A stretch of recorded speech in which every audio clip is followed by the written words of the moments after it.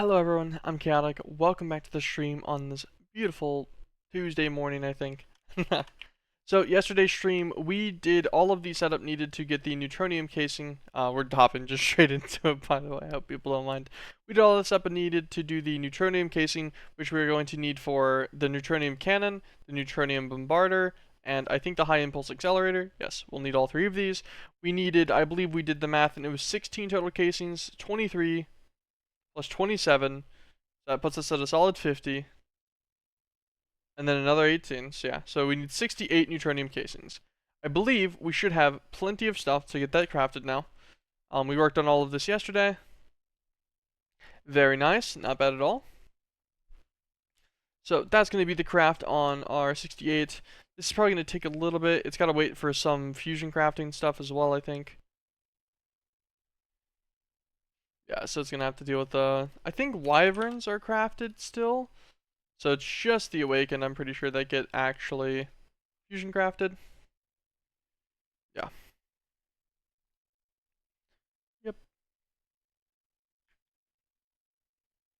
Oh, I guess they're already done, actually. That went pretty quick. The slow part's actually...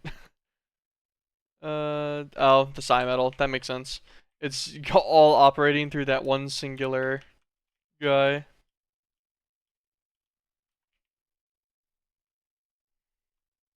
It's all through just this Hellfire Forge.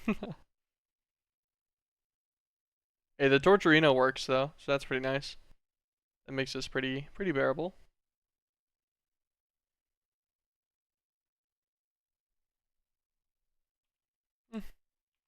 I'll take it. He can be left for now.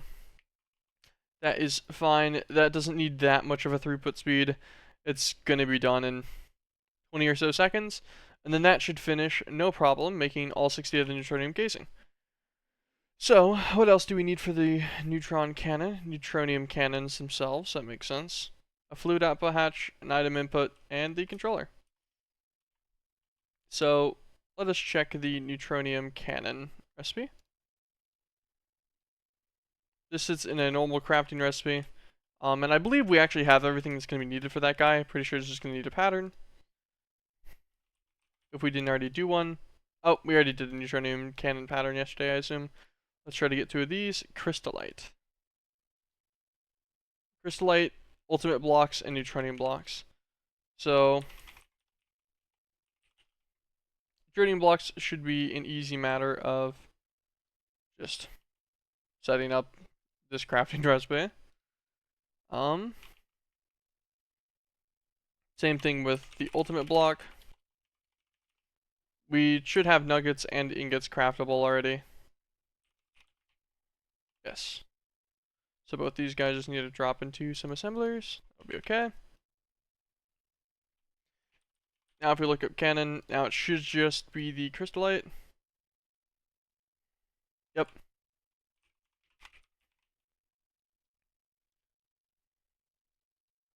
I don't know if we actually have a crystallite chicken or not. Okay, yeah, we have a crystallite chicken. So we are very easily just going to go here to the Cut Haven Garnet. Let's search for the Cut Haven Garnet itself. We don't have it, so we will encode that recipe as well. Not nearly as efficient as like a Shadow Fracture, but not horrible either. So good enough for me. Let's look at interface for egg. Drop this guy in here. What's up, Fanbjörk? Welcome back to the stream. How you doing? Perfect. Now that should allow us to make the 2 neutronium cannons we need. Perfect. We also do have our neutronium casing. All of the casing we'll need for quite a few of the multi-blocks. So get 23 of these guys out. Leave the rest in there for now since we don't actively need them. Put away some of this extra stuff.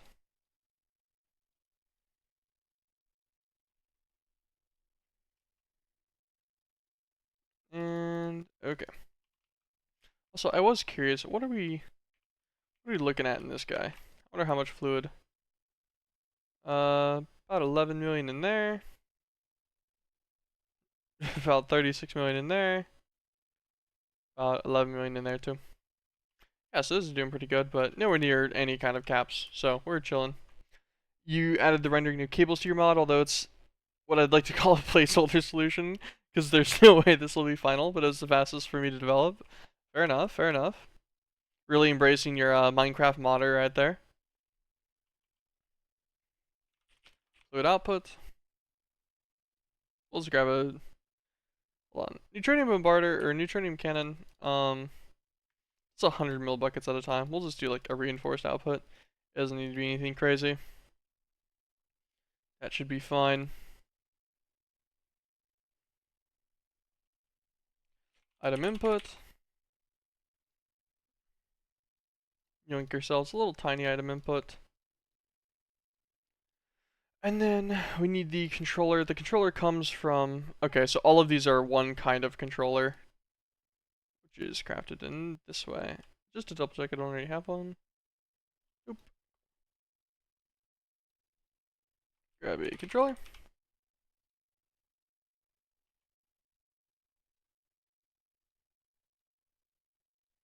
Neutronium cannon. And, oh damn, it's gotta craft 30 lattices.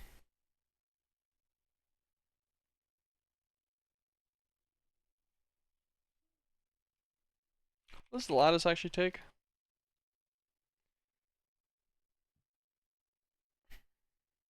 That's pretty cheap.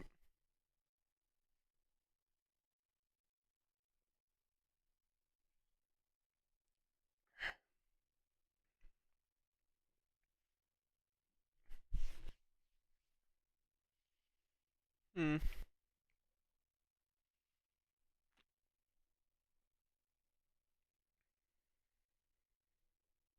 I wonder if I should make, um, like, 2 more of these guys. 2 more of the setups here. If I make 2 more, parallelize all the recipes, it'll just go triple speed for everything. I really should do that at some point. I don't think I will right now, just because it's kind of like space limited, but I think that's okay. Deal with that later. I just created one model, split it up into 6 parts, and rendered each connected separately in the render loop based on their connections, so I didn't have to deal with any rotations or combinations. It just worked by default. But you can probably guess why this solution is not final. Yeah, I could see that being a problem, but I respect it. It is an effective placeholder. It won't break until it does. Looking at 1,000 cables drops 100 FPS. Yeah, I believe it. Okay, down to the last 9 lattice, and then this guy will be finished up. Our bombarder is going to need 4 neutronium bombarders. I guess let's try to encode this guy real quick.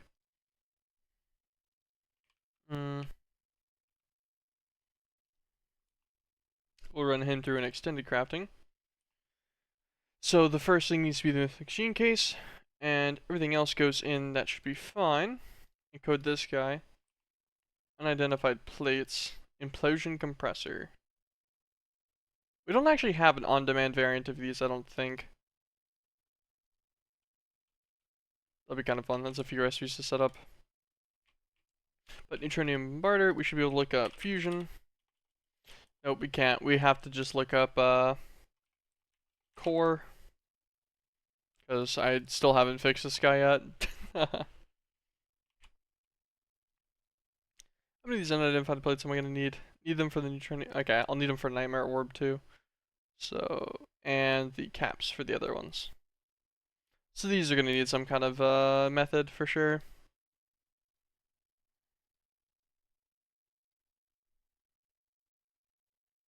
Oh wait, the compactor can do it. I just realized. I think it's just the normal compactor. Yeah. What's our compactor at?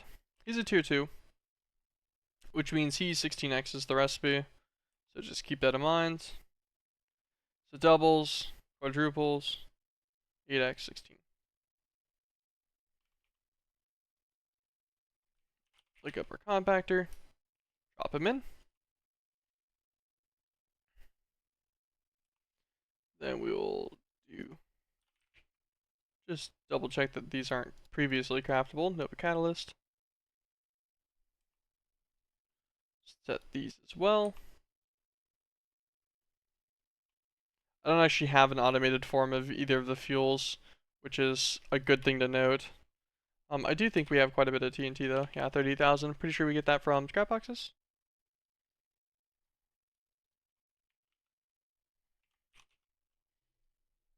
And I have a little bit of Mobius fuel ahead of time. Not a ton though. Yeah, so we should set up a crafter or something at some point with this. Moderately soon. But let us see. So for the Neutronium Bombarder, we're going to need 4 Bombarders. What are we missing to make these? Oh, adamantite blocks. Wait, why do I not know adamantite blocks? Okay, it's just simply a matter of not knowing the block.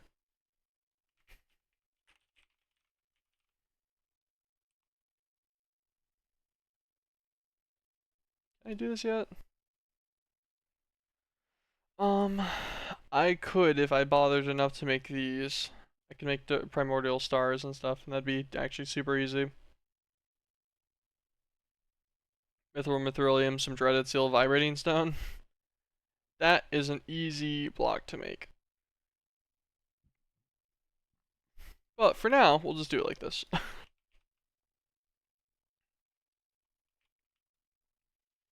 Just because I don't feel like setting that up right now. A sufficient recipe, go!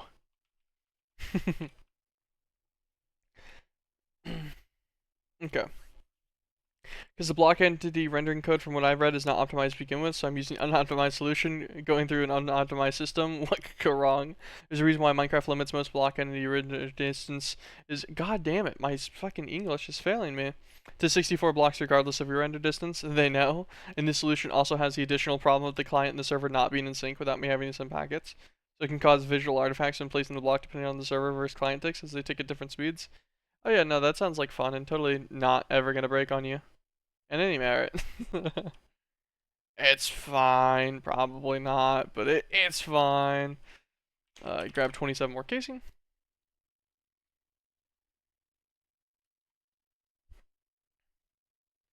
So this guy will be his tiny item input, his reinforced. And I think that's literally all the... This guy only needs 5 total blocks. What's he missing? Oh, he's missing his neutronium cannons. Get these, and then our bombarder that we'll need right after.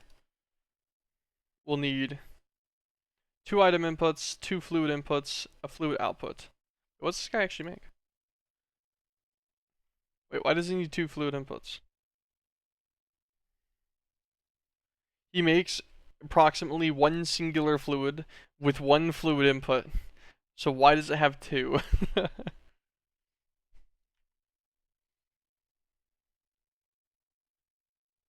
Whatever.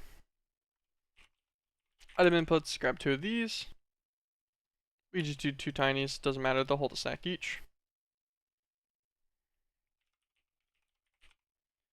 We'll do 2 just normal fluid inputs. Don't need anything major.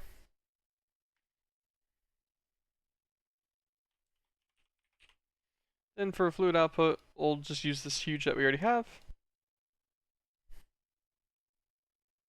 We've got our bombarders, our casing. Okay, so we just need the controller. Let's grab a controller and a chisel.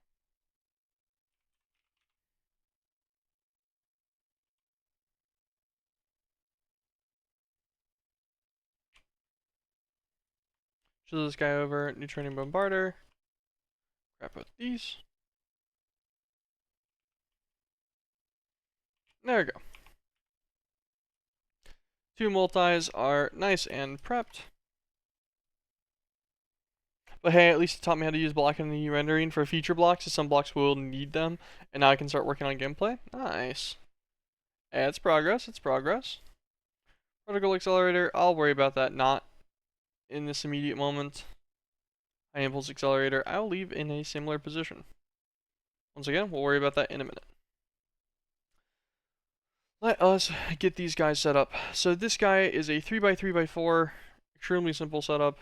What's his operational speed? 5 seconds for 100 millibuckets. Then the bombarder is going to go, and every 5, so you technically want 2 cannons per bombarder if you wanted this guy to run at full speed constantly. And he makes 100 millibuckets every 5 seconds. And this guy uses, okay, yeah, he uses 100 millibuckets every 5 seconds. So I'm curious.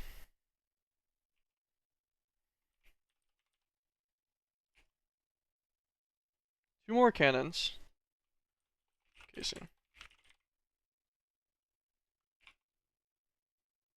Okay, I can actually craft 2 more cannons and 23 more casing.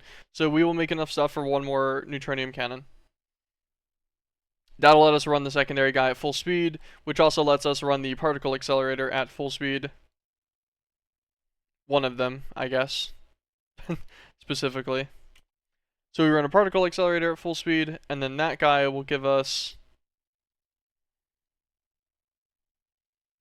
what do we end up needing for muons? Electrons. We get electrons from the accelerator 2 steps down.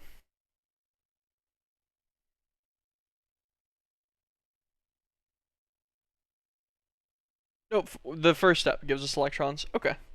So we will get alpha particles and electrons. So the alpha particles can be run to get protons and neutrons, but we can also just send the excess alpha particles we have directly to make positively charged mithril. How do we get negatively charged? Okay, and then electrons are used for negatively charged. Wait, were they not used?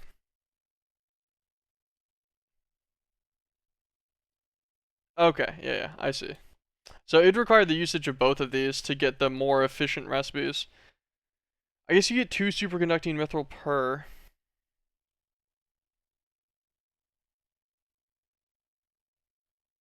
That is kind of a pain. What do we actively need this guy for?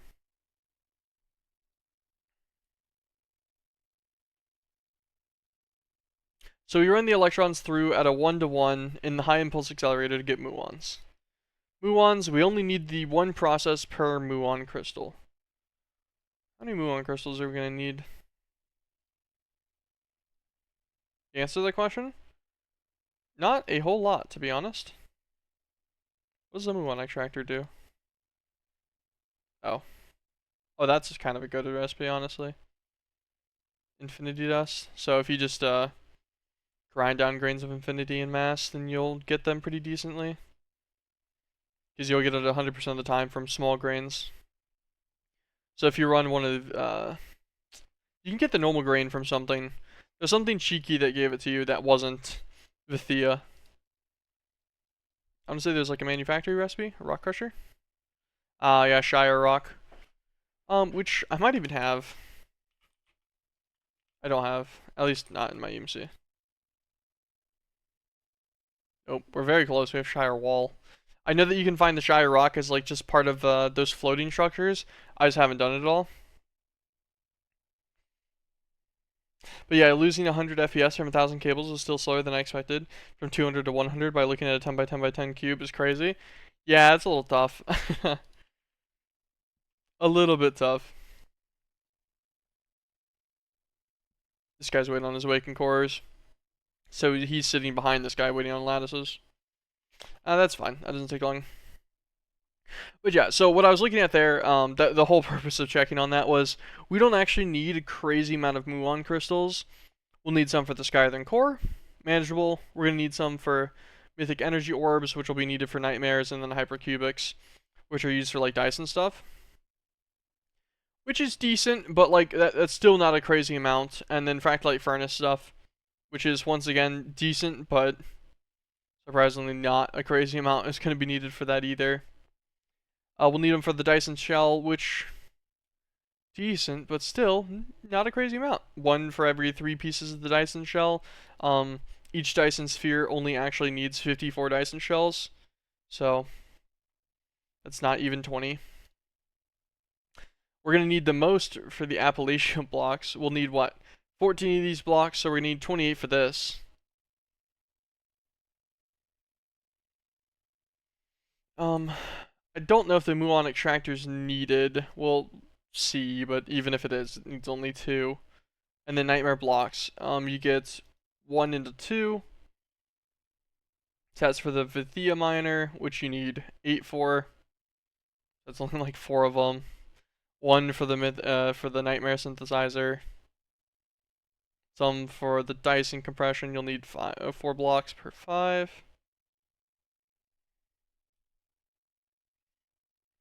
Yeah, and you only need 14 of those. So yeah, end all be all here. You don't really need that much on the muon front, so we can definitely backlog the additional stuff that we need to get the superconducting mithril and such, and also anything else that's needed from this, which I guess makes sense that there's extra.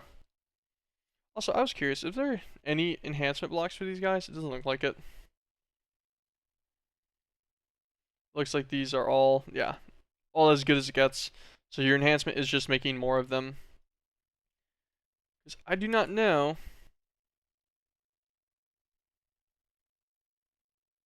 Bosons and gluons and neutrino plasma. Makes quartz, leptons, and Higgs bosons. Okay. I remember you needing that for the time crystal, which we are going to need multiple of later. Leptons, quarks. These guys just go into more. Oh, that's for the strings line. That makes sense. Because then you need strings crystals. These guys are pretty nice, though. For one, getting them to make the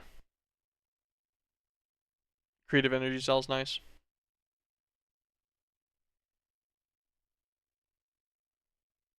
This also will unlock Magic Bane. Noted. Struggling with the traveling salesman problem right now, so I'll need to switch up my approach. Whoops.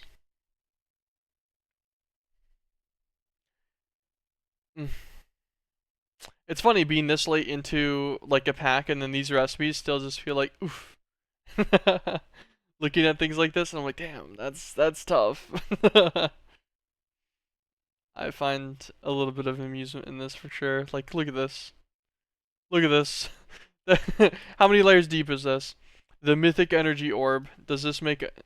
Okay, so nightmare energy orb, hypercubic. All right, this is our highest energy orb I think that it goes to. So hypercubics are made with nightmares, infinity catalyst, mortem chunks, defined plate, shire crystals, mortem blade.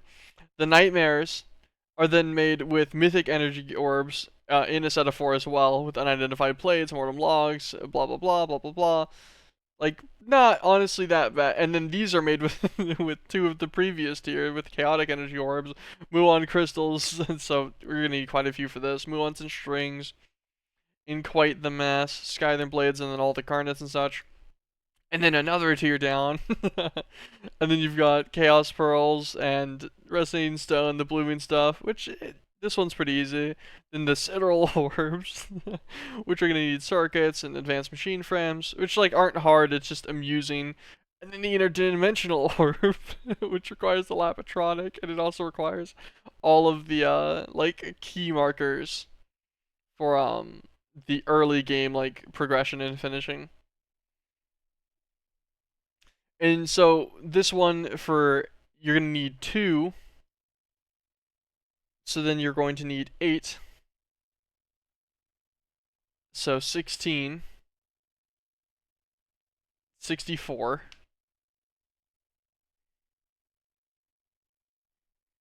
256. 1024. So you need 1024 of that lowest tier orb for every single one of the hypercubics. And it does not get any easier. So yeah, there's some numbers games involved here. Anyways, let's grab ourselves a controller.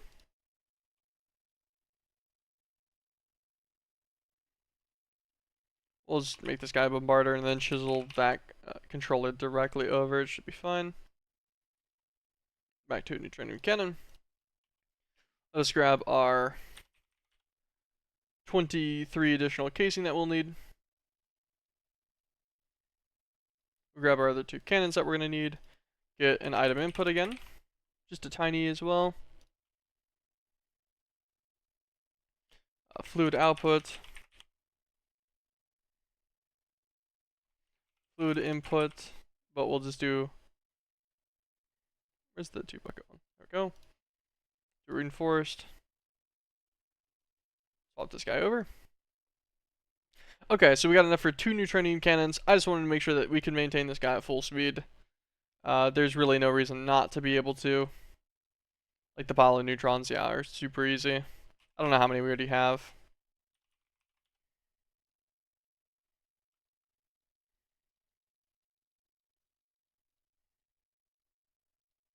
Let's craft 20,000 of those real quick. Because these guys, how often do they go? Every 5 seconds. So, with 12 a minute, that means you need 720 an hour. So, I guess one of these guys will run through 17,280 per day. So then with 2 of them, we run through 34,000 piles of neutrons every day. I guess this would be slow. Easier method, since we just are sending neutronium essence directly into our system, because there was something that could use neutronium essence. I think it was the muon extractor, yeah. Could convert it a little bit better. Although I don't know how much this matters. Anyways, we do have the essence directly, so we can just pipe out, use interface and use like a crafter. Probably like a sequential or something to save a little bit on the TPS impact compared to the RF Tools crafter. I think that'll be easy. But yeah, and then we can just craft more from that directly since we have such an excess. Yeah, that should be okay. And then that'll get us 2 cannons, which will full speed a bombarder. And this guy will be making our decomposed matter.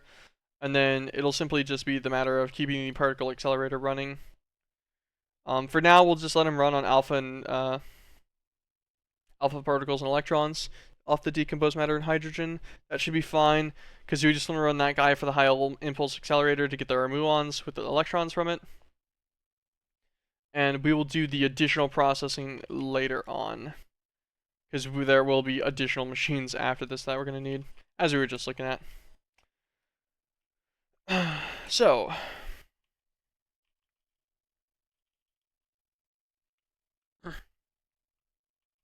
what are we looking at here? 1, 2, 3. Are we only using 3 channels on that? I guess I could use the visualizer. 4. We got an extra interface over here somewhere.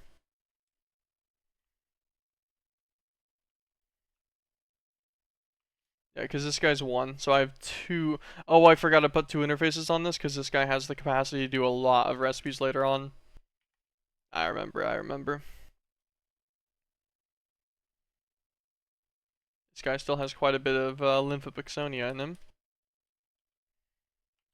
Oh yeah, one of these guys is stopped, right? I just happen to find the one exactly that's missing. Or is it all of these? Ooh, it's all of these. Oh yeah, no, these ones specifically only got the 1 cycle worth of things. Like the 1 day. I forget what their secondary thing is, because they have lymphopixonia and something else. We can look here real quick. It was galactic matter. Yeah, we didn't passive the wildwood stars.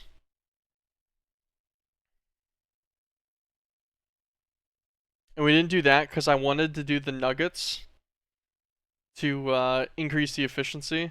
For one, it makes the recipe process 10 times quicker, and you get an ADEX on it for the Ogrite cost, which seemed kind of like a given in requirements there. But yeah. I just didn't get around to building a setup that wouldn't eat itself with flux. Because I did feel like getting any kind of flux clearing. I remember. Okay, anyways. What are the sizes of these guys? This guy very small. Controller is on the front, and for some reason, so is the fluid output. I don't know why that's the case, but fair enough.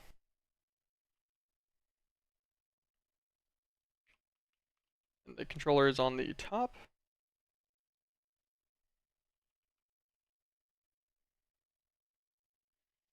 Let's go into one of our little side pockets here, and we'll put up everything for the other guy, so that when we're trying to auto build, it doesn't mess it up.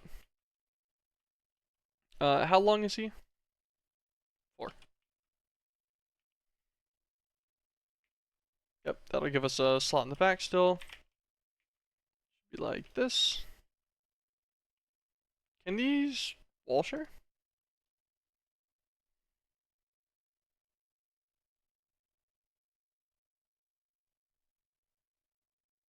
I think so. We'll see. My brain can't determine if that can or not right now for some reason, so we will just attempt to.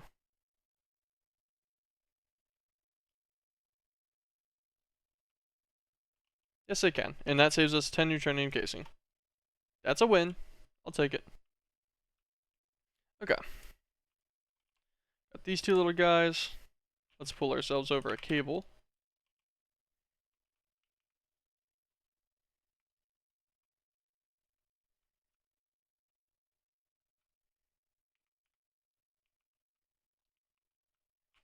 Grab an interface.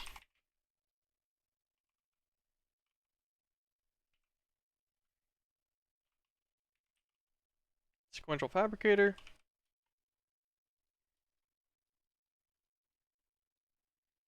Input from the bottom. Conduit.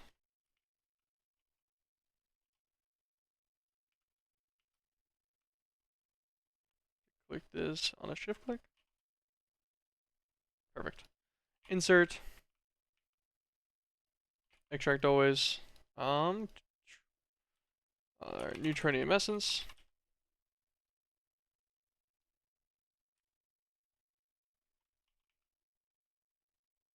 Perfect. This guy set his recipe to make piles of neutrons. Set the recipe.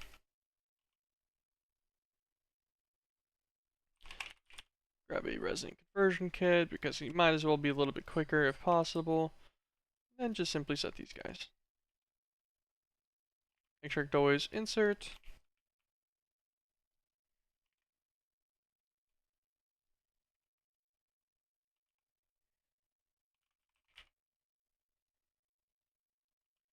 Throw in a couple of upgrades into this guy for his extract speed, and that should be absolutely plenty to keep up with this.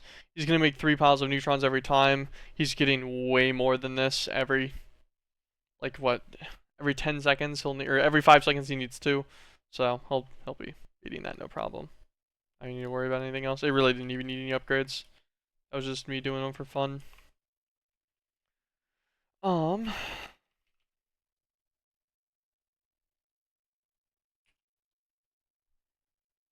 Empowered a Nori. I have a Nori, right? I do. I just don't have this encoded, no doubt, is what's happening. I'll try to remember that. I'm not going to. I already know I'm not going to. Make these. Grab our other wireless relays as well. Grab a flex point. Actually, there's probably already a flex point on one of these guys. Which one has it? One of you guys needs power.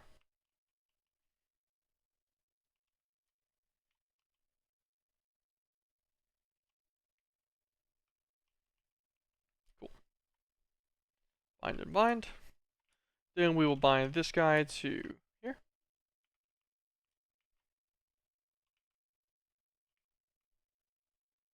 Yeah. Perfectly good. These guys are both running. Sweet. Neutrino plasma is being acquired. Neutronium cannons, get those off the list. Neutronium bombarder. He has... Oh. Oh, I see. Oh my gosh, it all make... Oh, never mind. I was gonna say, oh my gosh, it all makes sense now.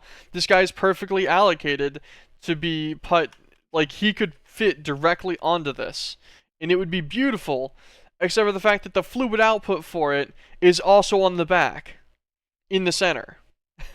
So you need either A, to phantom face to the block, or B, you need it to be block, like, gap separated.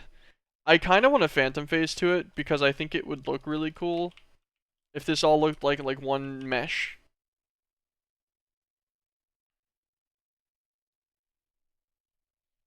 I like the idea of it, yeah.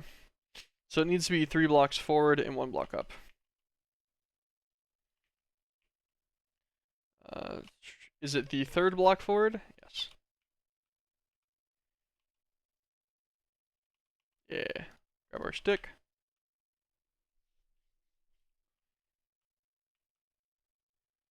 See, like, doesn't that just look cool? Now, if only the output was right here. That would be the coolest, is if the output was somewhere accessible.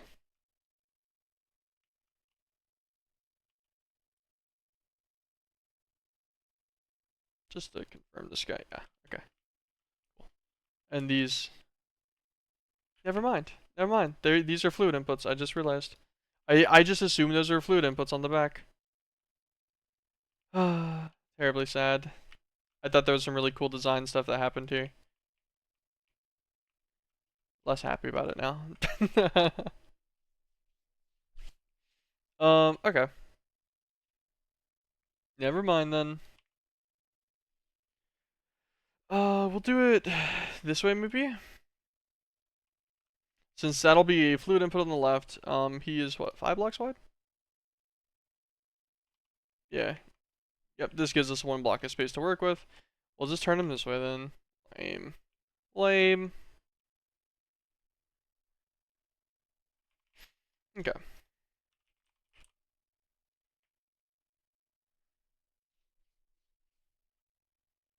Alright, we are gaining more than a lithium a second. And I think we only need 1 lithium every 5 seconds. Yeah, so that's fine. Grab another sequential fabricator. Because we're going to pipe this guy down.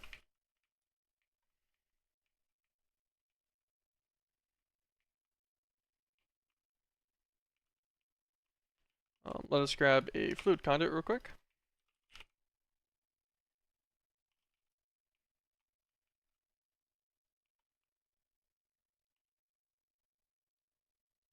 Extract always. Extract always.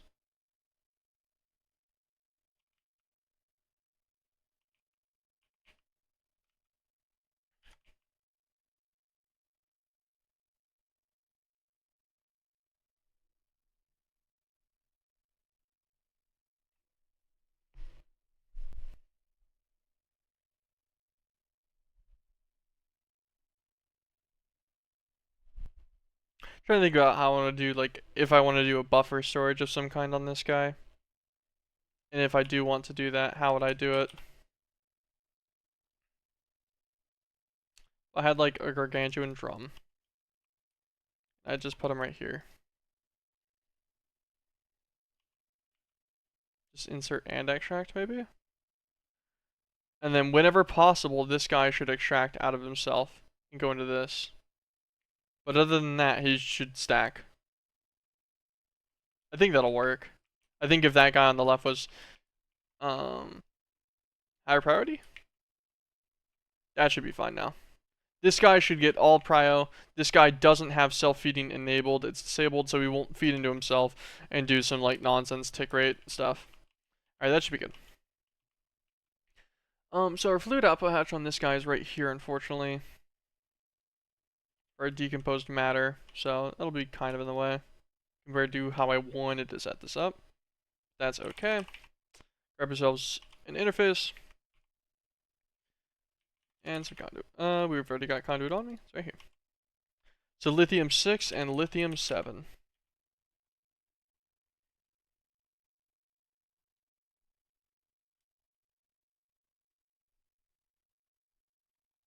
So lithium 7 we have. I don't think we have the lithium 6. Nope. We have lithium 6, but in tiny piles. Tiny clumps of lithium 6. So we will set these guys. We're going to get some filters. Actually, we're going to use some filters anyways. I was going to say we're not going to use filters, but insert this guy will just be the lithium 7 that we already have. I think.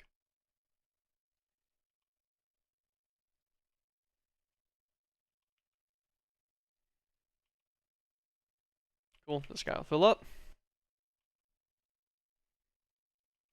Then we'll have a sequential fabricator here.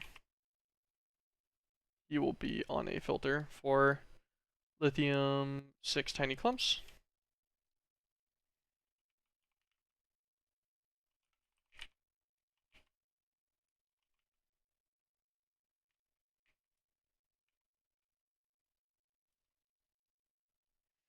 This guy will just simply be set to assemble these guys into actual lithium 6, set the recipe.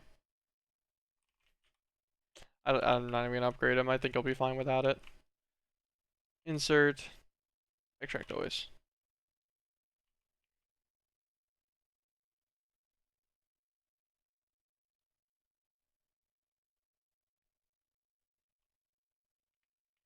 Yep, perfect. He's winning.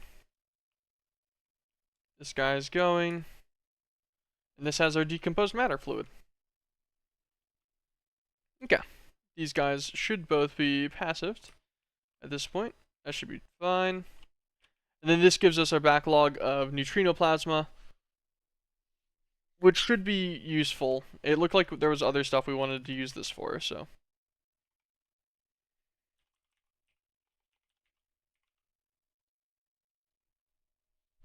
Yeah, it looks like you can use a little bit of this in the quark decomposer. And while that is it, that is going to be useful at some point. So, a little bit extra if we can acquire any is nice. Looks like we're probably going to stagnate at these 10 buckets now that this one's running at full speed. But 10 buckets does pretty decent considering this only needs 50 millibuckets. So this is 200 crafts of these guys.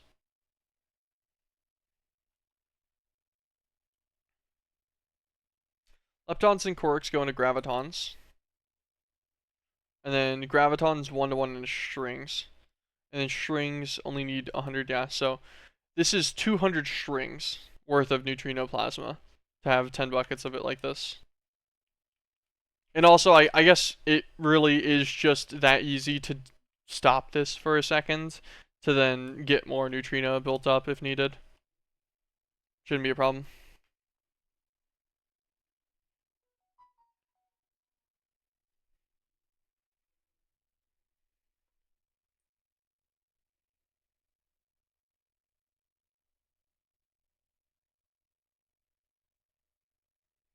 Okay, nothing cool.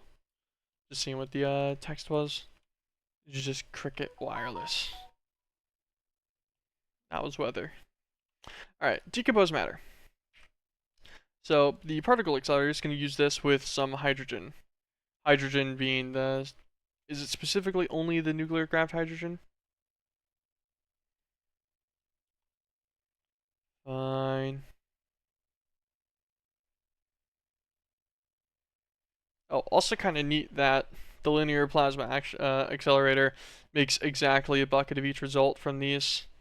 That is exceptionally high amounts of neutron fluid output in comparison, at least, to the normal methods of getting it.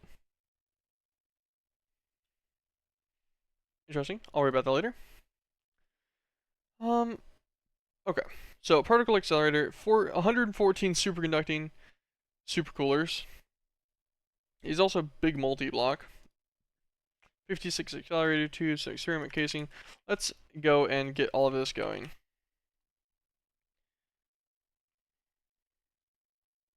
So 56 accelerator tubes. What are we missing?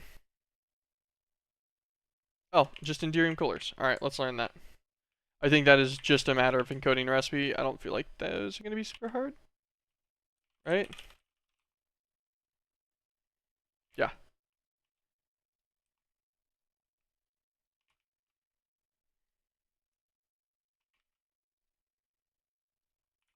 56 accelerator tubes. Says tubes done. We need experiment casing. We need 27.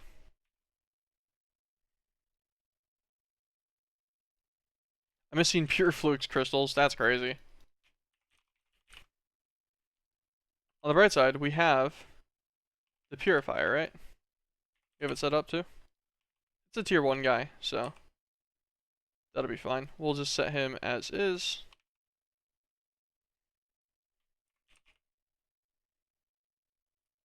Think. Just confirm 27. That's an easy craft. Sweet. 7 linear actuator tubes, or linear accelerator tubes. Some of these. Nice. Can just craft those outright too.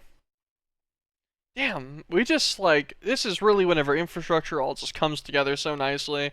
I don't even know what any of this costs. Like, I have no idea what I just spent on all of these. I didn't even pay attention. I just know I had it. That's good enough for me. uh, a beautiful world.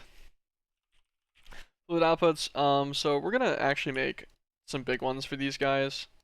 We should actually make 4. We'll make big inputs and outputs for this.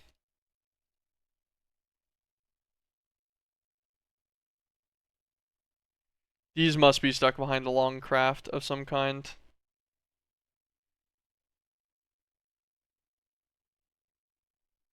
This guy's egging it. He's egging. What's this guy doing?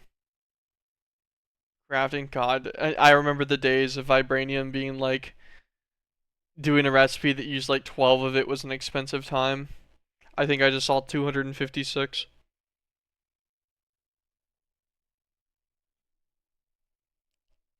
What a beaut. Okay. 4 outputs. We'll change these to 2 inputs and 2 outputs. And then energy hatch. Does it require a certain tier? No, it doesn't. We'll just make 2 ultimates. It really doesn't matter. I don't really care to save myself the couple of things that I need. Okay, he comes from this same one. Get a controller.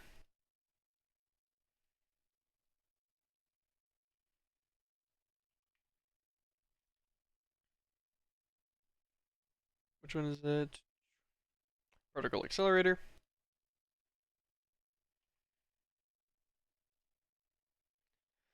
The arc reactor coils are finishing up.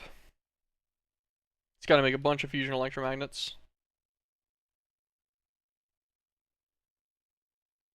This one needs a couple. Making a ton of basic plating. Do we have a better recipe for these now compared to the one that we were using? I forget what the better recipe costs. Bifrost gems? Do we have those stocked up in here? No, we don't. What are we using them for? No, we're just grinding them again immediately into Bifrost dust. I see. We're not taking any excess. I don't care.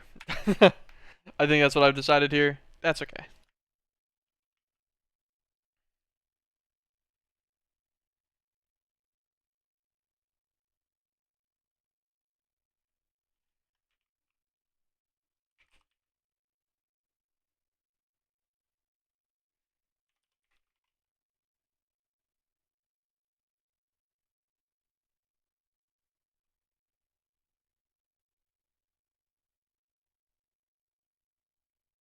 Okay, I see. Carbon plates. Look at this. Processor. Mythic processor compactor. Should do a stack at a time, right?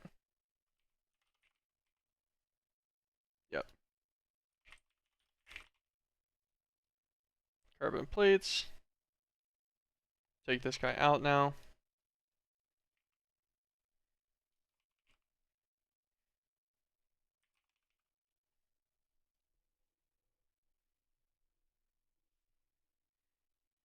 electrum plates, mithril plates, iron plates, plates. Try to swap all these recipes over real quick.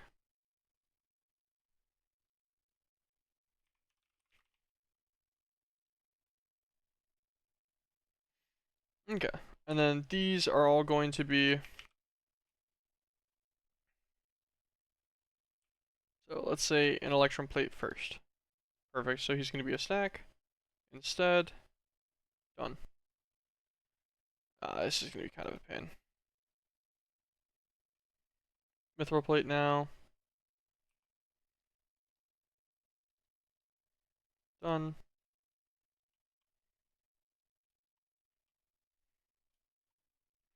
Gold plates.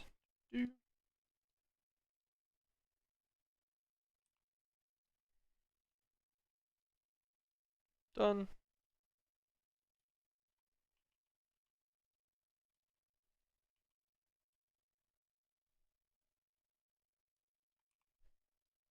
Iron plates.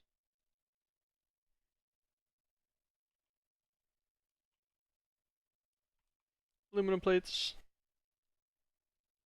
These will just stop these kinds of things from bottlenecking the system on speed. Lead plates.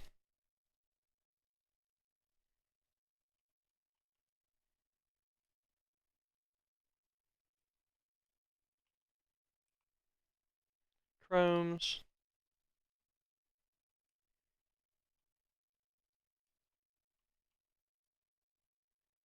And that's all we did out of that set, which is fine. Scroll down so we can just sort of click all these guys in. Okay, perfect. While we were doing that, finished all of our guys that we needed. So that gives us our 7 accelerator tubes. And then we need our 56 normal accelerator tubes. I guess these are linear accelerator tubes specifically. Our 114 superconducting supercoolers.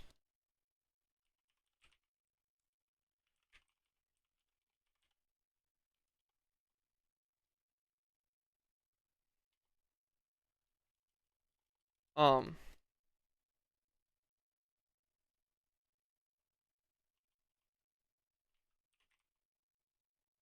did I not have that just now encoded?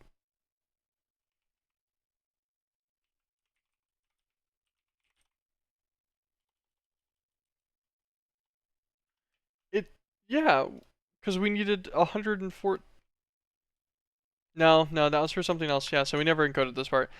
My brain was just like, man, I swear I did it, but no, I didn't. Do I actually even have I don't even have superconducting electromagnets, so I'll have to encode that too.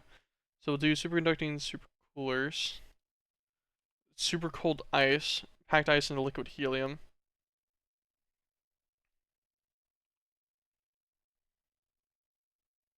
Okay, that'll be fun. We'll have to set that up in a second. And then we're going to need superconducting electromagnets.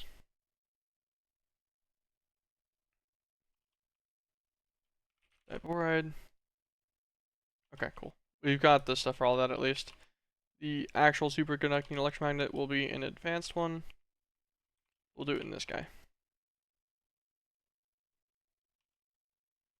So, I guess I just assumed it was the other electromagnets that we'd already done before. I'm pretty sure what happened.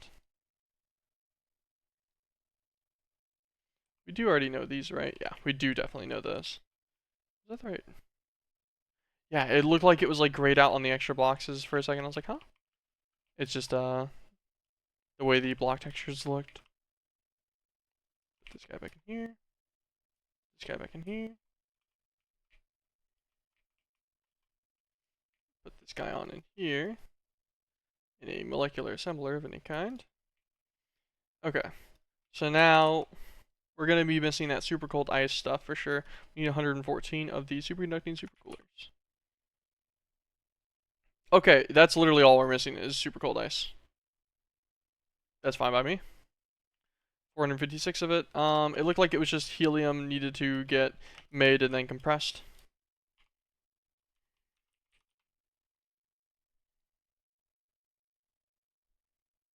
liquid helium buckets.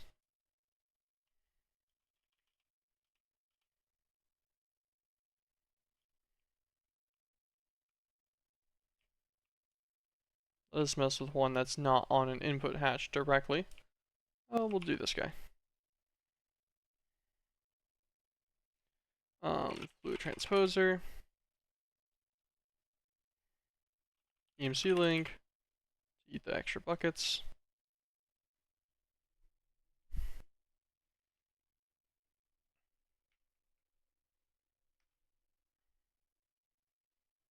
Then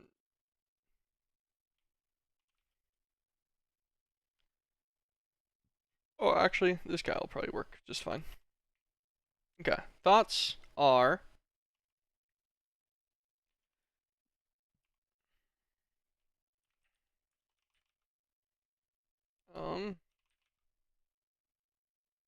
EMI level emitter.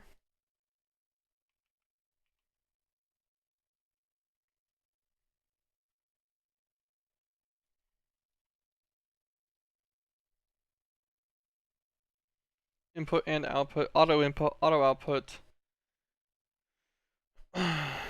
input and output on this guy as well. Insert extract, insert and extract.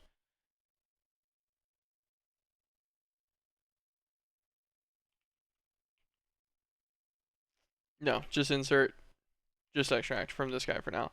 So the idea being that this guy will acquire his buckets from in here. He's going to get the whatchamacallit buckets. The liquid helium. We'll grab that real fast. We'll do this procedurally, so I don't mess this up too much. Sure, that'll be fine. So this guy is going to get liquid helium buckets. His liquid helium buckets are going to get emptied out into this fluid transposer, which is going to push... Sure, I don't really care what it does with this. It's going to push this up into a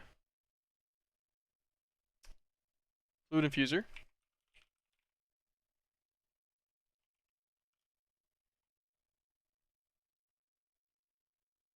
And he's going to accept with his tank from the bottom and from the right for his input. This guy also just needs to be an output for that bottom one, which will be the emptied buckets. So this guy will auto output his buckets. We can turn his auto input off. Empty buckets go back into this EMC link. This EMC link will be set onto ice.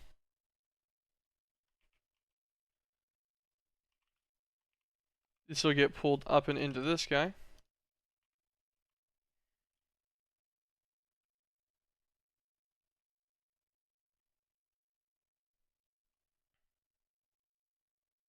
Who will then insert back into this.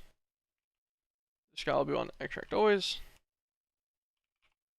Grab him some upgrades.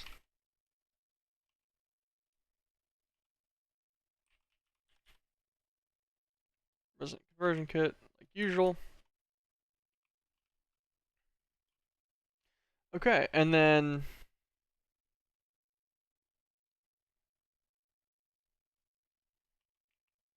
this guy, we will just pull a cable over.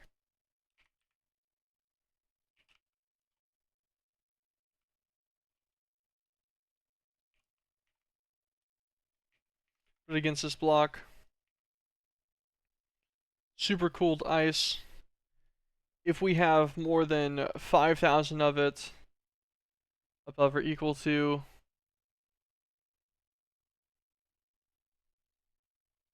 okay. So when the levels are below that limit, this redstone signal should be on, which will keep this guy powered, which should have him active.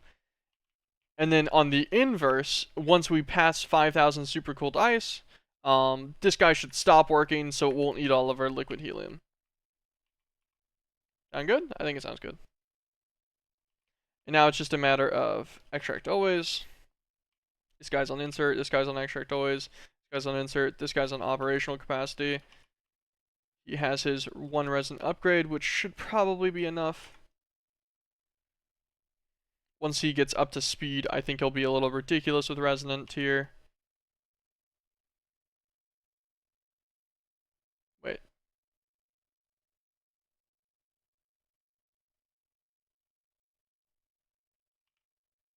Alright. Flip this guy to the inverse. So if he has redstone on, he stops. So once it's at or above 5,000, then he will quit the system. Also, just drop those in there. This guy can go nice and fast. And then we will have a buffer of 26 buckets of liquid helium, but I'm gonna say I don't think that matters that much. So I think that's fine. Super cold. We're already almost done on our super cold ice that we were working on. So that is fine by me.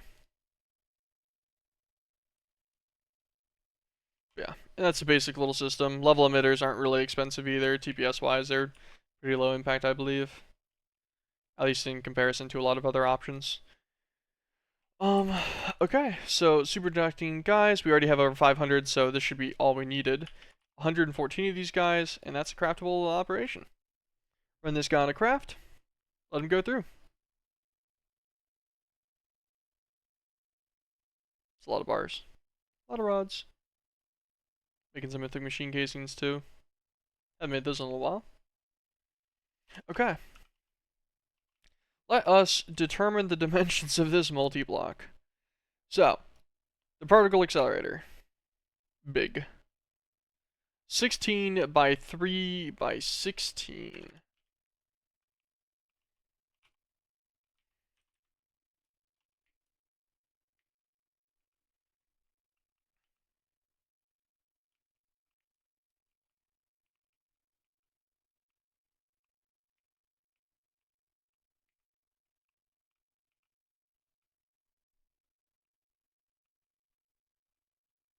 Gosh. Yeah, that's a pretty big multi.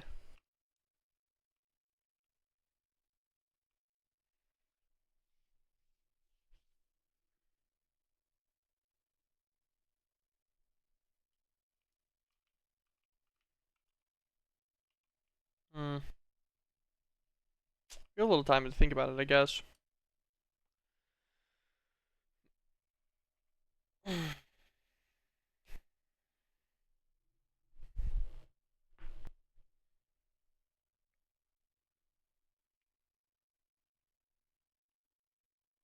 I don't know how I'm gonna do them in a way that like would look decent. He'll need the decomposed matter, and then he'll just need some hydrogen from nuclear craft.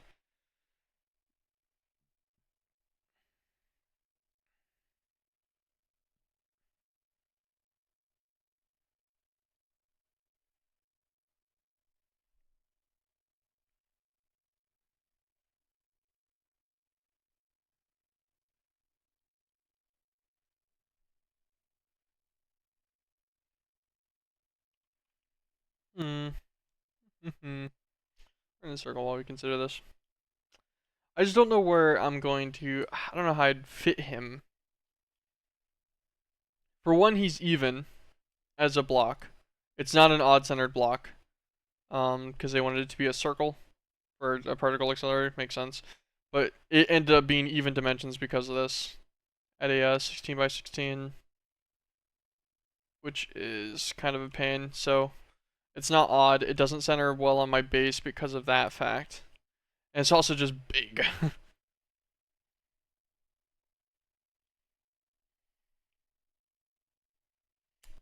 But I'd like it somewhere here so I can actually access it with the ME system. Although, do I need to? Yeah, I need to kind of, well, not really. Could I just, I guess I can make multiple. There's not much point though, because the processing time's still the 5 seconds. I don't know actually. I guess the other iterations in the particle accelerator themselves do only take 100 mil buckets. So it could keep up with one of itself no problem.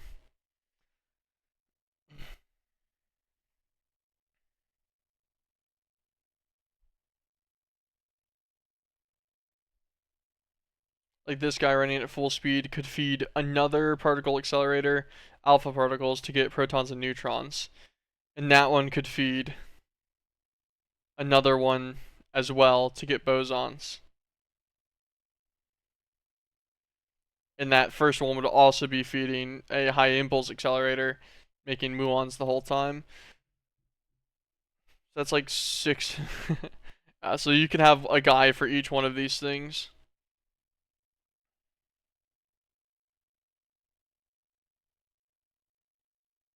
So like 5 of these in total could run.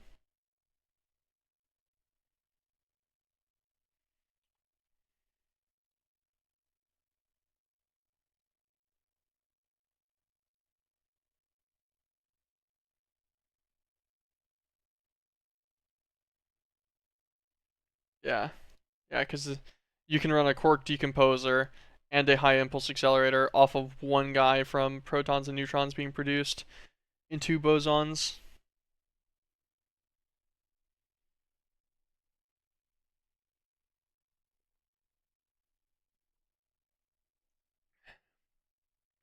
Where are the protons getting used? Oh, that's weird. Why does it produce 100 protons if the only other use of the protons is in the particle accelerator to make bosons? Why is that not a neutral? Maybe that's an actual math, like, or physics thing. Whatever the fuck this falls underneath. I actually don't know. I don't know what kind of category this would fall underneath at this point.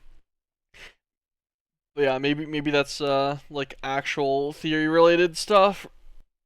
But I don't understand why the protons have excess. I guess you could just handle it with a fluid trash can with the priority filled to the other accelerator.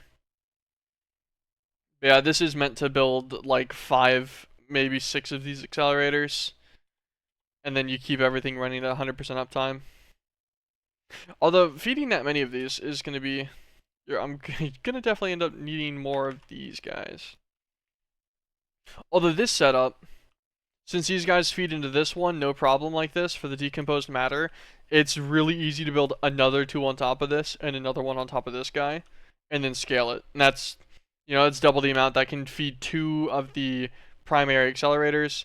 I think it's pretty good. I think it's in our manageable realm. I don't think I'm going to do that right now, but I think it's not bad. Okay.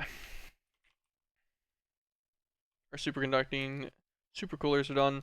So if we're going to need like 5 of these guys, maybe 6. The issue is nothing I have here is even at all. They'll need their own little like thing. Actually, could they fit over here? This isn't even either. This right? This is wait, hold on. Is this a 2x2? I can't tell. Nope, 3x3. Not even. There'll be a block of offset. I think I'm gonna do them out here anyways. I definitely have enough space at least. Particle accelerator. Where is the controller? Controller's in the center. There is a block underneath it of use, so I guess 2 blocks up. Then put the controller here. I think this will have space. I'm not 100% sure. Stick it.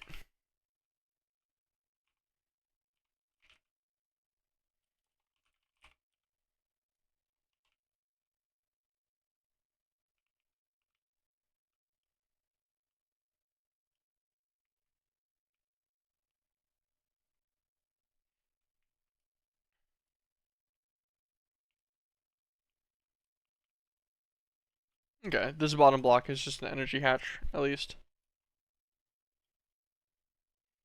Put on the additional 27 casings. Alright.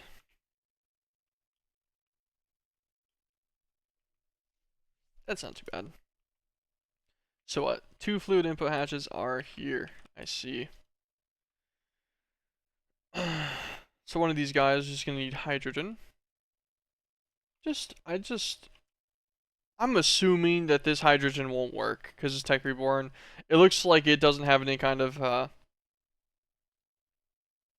what's it called? Or dictionary stuff for this. It looks like it needs to be this hydrogen. Can I fluid duct hydrogen?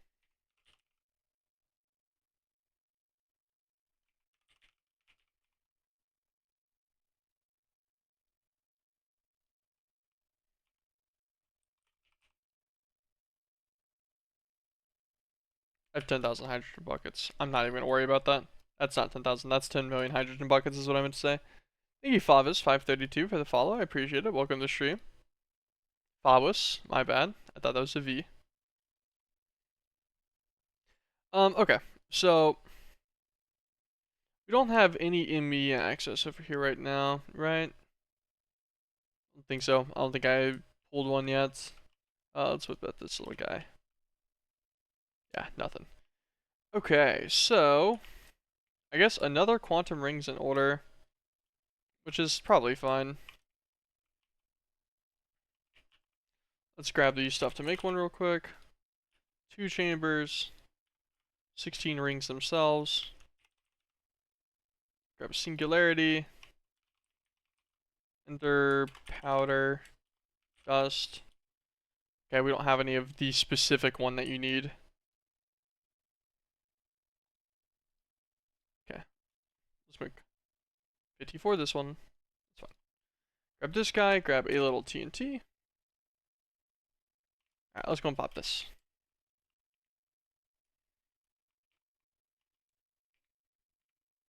That's my network tool. Give that back, please. That will not survive the explosion, I don't think. Pop that, back up a little bit. Okay, quantum entangled singularities. Now let's go into the spaghetti of the ME control room. Which face are we gonna pull off of today? I do think I'm gonna end up using P2Ps so I can use these internal faces at some point. Also, that flex point will get removed soon. The creative cell we were just looking at earlier, yeah. Once we get strings, we can make a creative energy cell for the AE2 system, and that will be all we need at that point. So we'll just have that using up one channel somewhere rather than using up faces of the controller. But yeah, we'll probably P2P this internal bit, which means I need to make sure I leave these top bits open so I can at least mess with this for a while. P2P this out, probably send it out the bottom, and then deal with that in a similar way to how this spaghetti's being dealt with, I guess. Okay, so I'm thinking right here looks like a great spot to add more spaghetti in my opinion. So, cable anchors.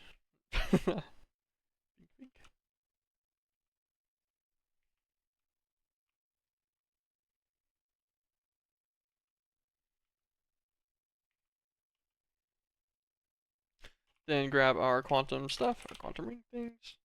Pink.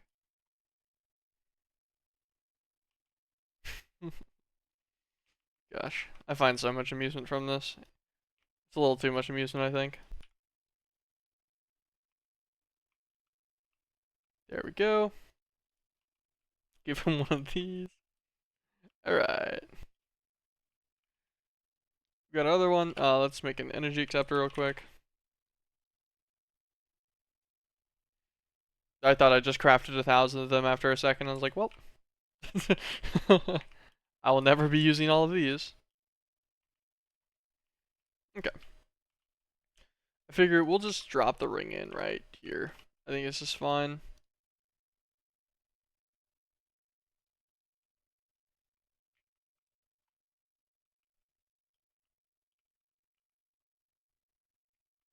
I want to say that I have a crystal here. Yeah, still, yep, he's slots. We'll link him, go over to this energy acceptor, bing, bada boom. Bing. And he's got little particles on, that means he's on. Beautiful. What is the power usage of particle accelerators? I didn't even look. Oh, they're only a million attack. That's fine. We got enough for that. Um, okay. So how do I want to do this guy? I guess let's cable over. Actually, I don't even really need to cable this immediately, huh?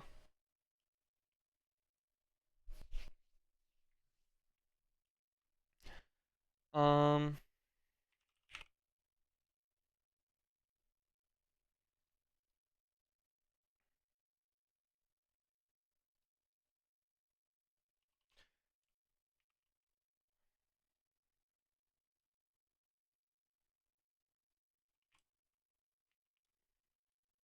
we're gonna make a fluid crafting terminal.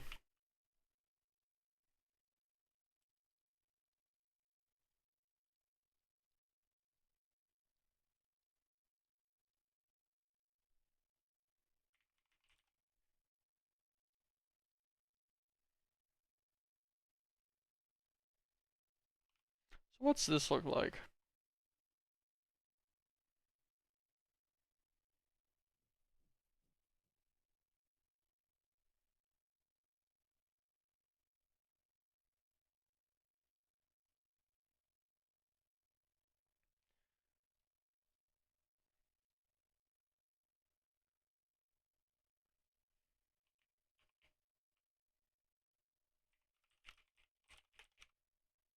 Let's look at a fluid terminal in the first place.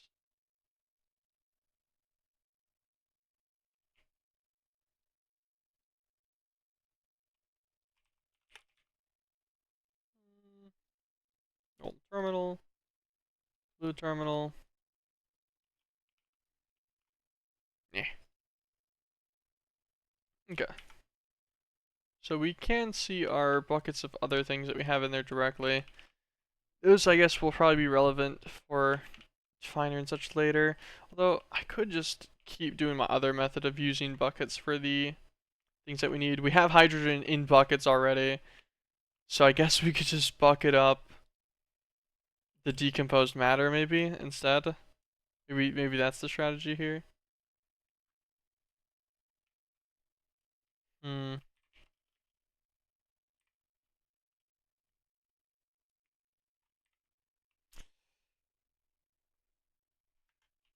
I think that will be the strategy. And it's really only going to be the strategy because I think that's going to be funny.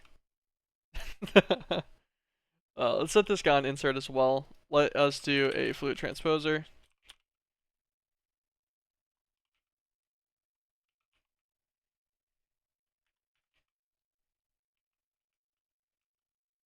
Let's place him like this. Perfect. So he will input from the back, input from his left side, output to the top. He's going to be filling buckets. He's going to be auto inputting. He's going to get an EMC link here with buckets. And this guy will get some fluid conduit.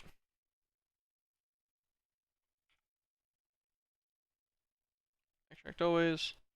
Insert. Perfect. Insert. Extract always.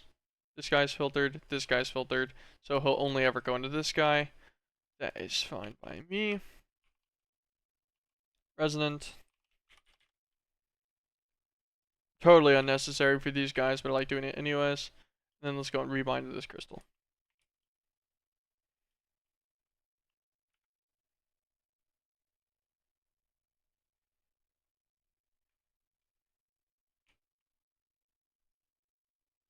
Okay. This guy will make us our decomposed matter buckets. Those will go and sit in the system. And then we just simply need to use an interface to pull out decomposed and hydrogen buckets.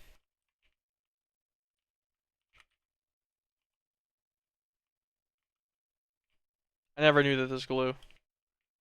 Glue? Glowed? I think glowed works. I think that's a word.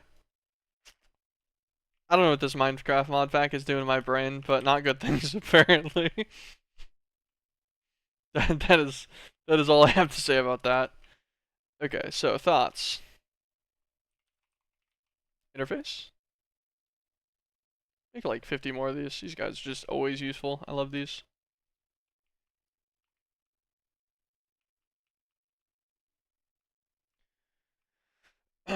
Okay, decomposed bucket,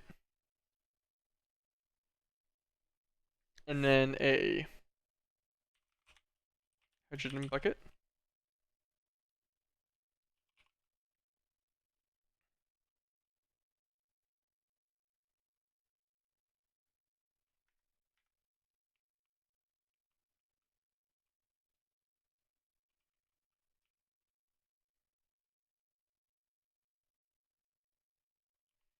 So since this guy's going to be pretty constant, we'll do this a little bit more efficiently. Trying to, yeah, this will be fine. Okay. So we will do our hydrogen, our decomposed bucket, and our hydrogen bucket. At least it was the one that we'd already had.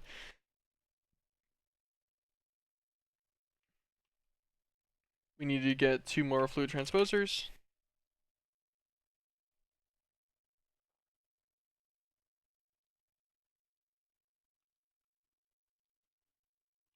I'm surprised I don't have a recipe for these. Oh, they're cheap. That's probably why. They're an easy basic craft. Let's get 2 more of these for now. Grab ourselves a conduit. Bink, bink. Okay. Insert, insert. Grab ourselves 2 filters.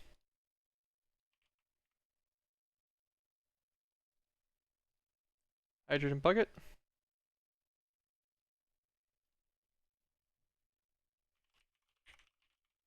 Decomposed matter bucket.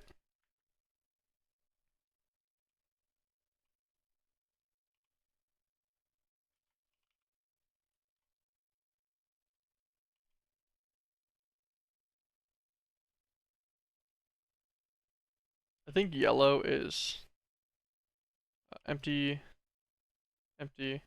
Yeah, so yellow will be the tank. Then down will be this guy.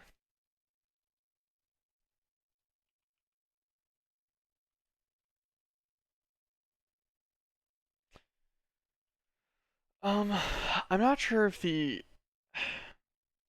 turn off auto output these guys.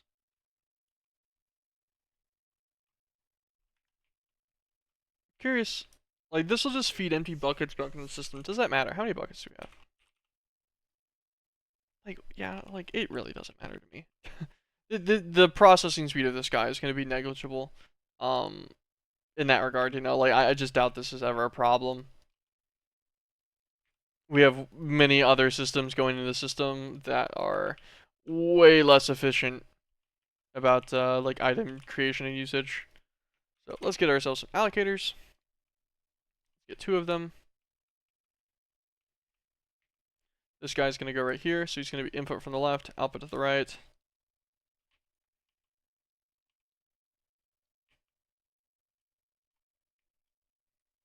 And then this guy will be right here, so he's going to be input from the right, output to the left. It's a good habit, by the way, to set the allocators before you put them somewhere, because they will just yoink liquids if you have anything running, and that could be really inconvenient sometimes. So just keep that in mind. 2 resin conversion kits. Bink. Okay, these guys are both decomposing. This guy needs power. Since he needs a million RF a tick,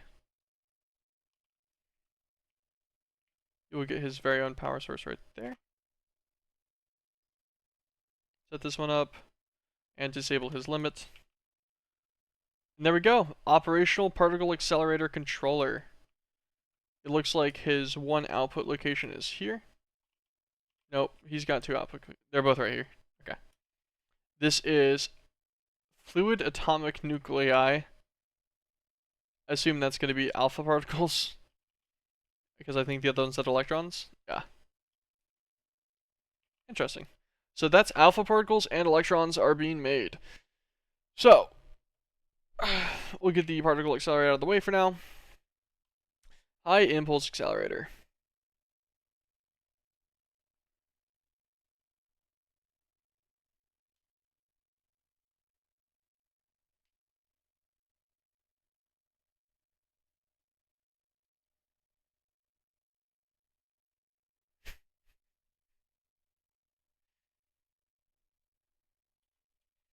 I don't want to look at that. I don't even want to look at that. Okay. So, out of curiosity, this guy operates in. Yes. You can operate in some levels of base 10, that's fine. Okay.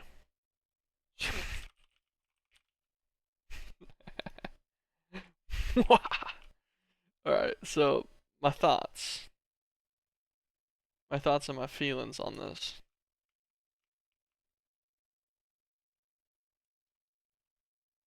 Oh, I forgot these don't auto output. That's fine.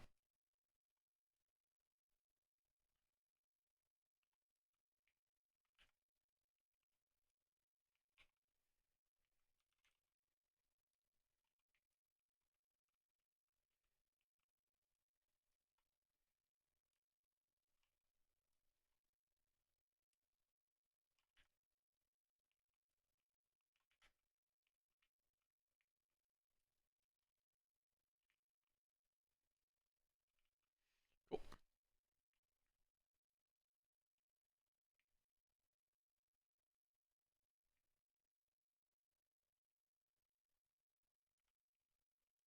Mm, mm,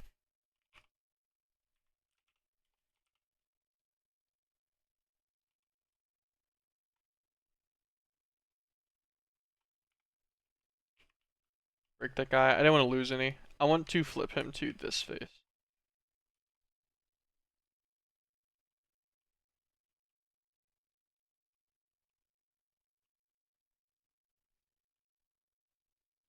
I hope these two are at the same amount.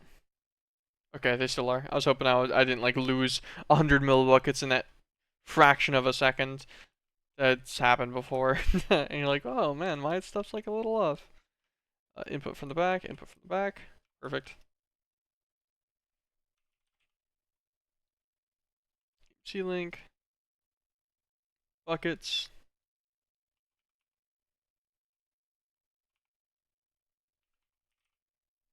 I don't even know why I clicked stick. I just needed to put a conduit down. Round robin enabled. Insert. Insert. Cool. These guys will have plenty of buckets.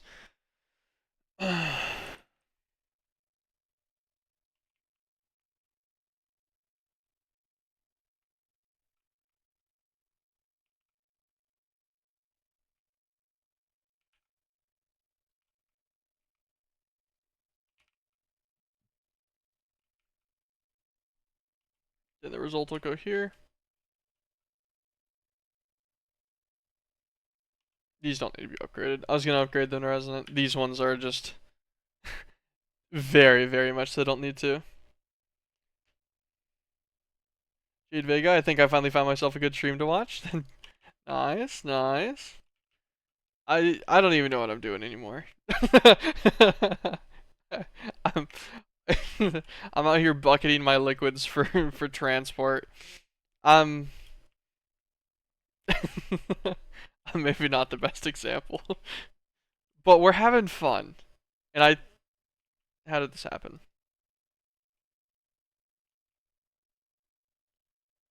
Decom How did it get a hydrogen bucket?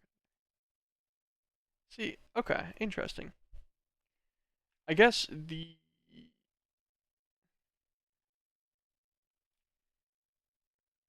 okay, I did not realize that these were done in a way that was going to require an advanced filter. So the only difference between these two buckets is actually the fact that their MBT data is different. Um, which one's actually in here? Are they both full of hydrogen now? Okay, this right side is decomposed matter, funnily enough.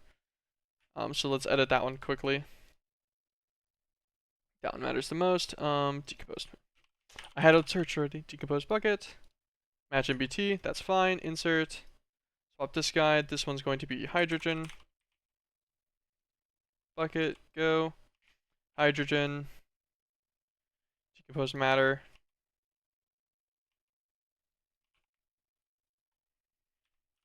I guess that's the good thing about having it all in a bucket system already. I can just reacquire my buckets.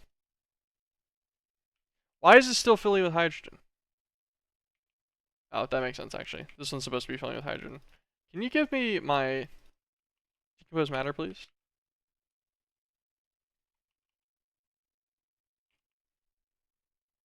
Can I click this? Lock. That's gonna not do what I wanted it to do. Okay. How do I reacquire my decomposed matter out of here?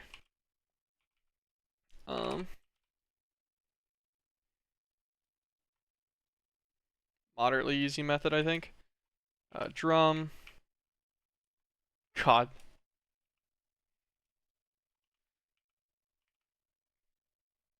How's this one still got hydrogen buckets in it? You stop doing that? Okay, now it's only getting decomposed matter. Okay, so we're gonna break this guy. We're gonna break this guy. Thankfully, this guy's still okay. We'll just lose all the hydrogen. I don't care. It's fine for this purpose. Put this guy down. Nice. Filter stayed. Decompose buckets. Nice. Check this allocator. Pretty sure he's empty, but we'll double check. Yes. Put him back down.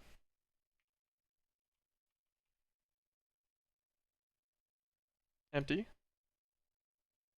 This guy is no longer bound. Rebind. Oh, he was bound still. Okay. I forgot it binds to the block. This goes in.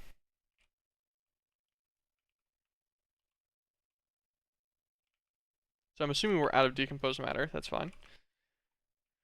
Grab a bucket of this. Put it in this guy. Set this guy's top to an output real quick. Put our drum back down. Cool. Yoinked all of our decomposed matter back out of there. Disable that side. So he's all hydrogen. This guy will temporarily be an input on the top.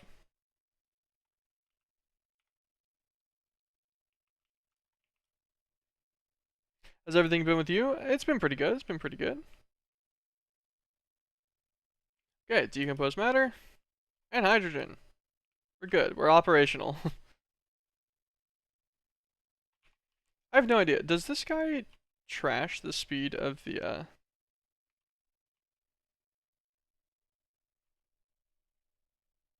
high impulse? No. Hold on. So every 5 seconds he needs 100 decomposed matter, which we should be producing. So he should stay fairly stagnant at that 20 bucket mark now. I guess because the way we're doing it, since we're transporting buckets, it has to go down a bucket first. Yeah, there we go. And then now it's up to 2,800 ICSU. That makes sense. Okay, cool. So that manages this. I like it. I like it. Let's throw all of our little extra things away again. Get rid of both these filters. I have no idea how I acquired a living wood. Alright. High impulse accelerator. These guys don't look bad. All we really want this for right now is electrons and muons. So this shouldn't be too hard. He's quite long. I guess he's 13 long. I wonder if we could fit this guy up here. Oh yeah, we totally could. He could go like right here somewhere.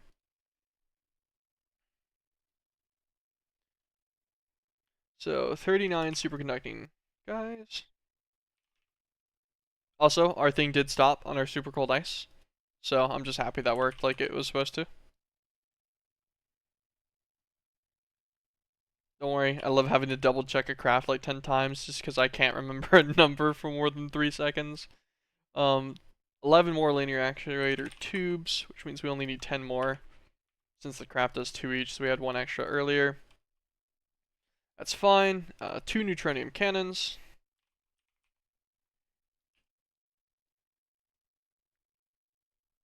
1 bombarder. Goes actually right there. Okay. Energy hatch.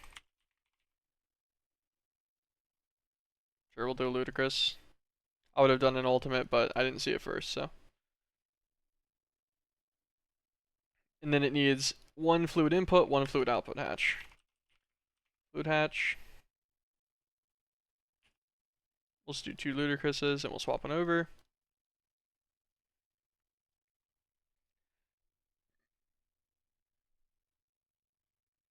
And then a controller.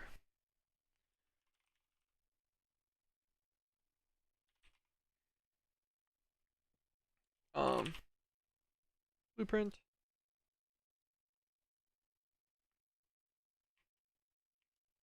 Do I hear lattices or something? Yeah, it's crafting.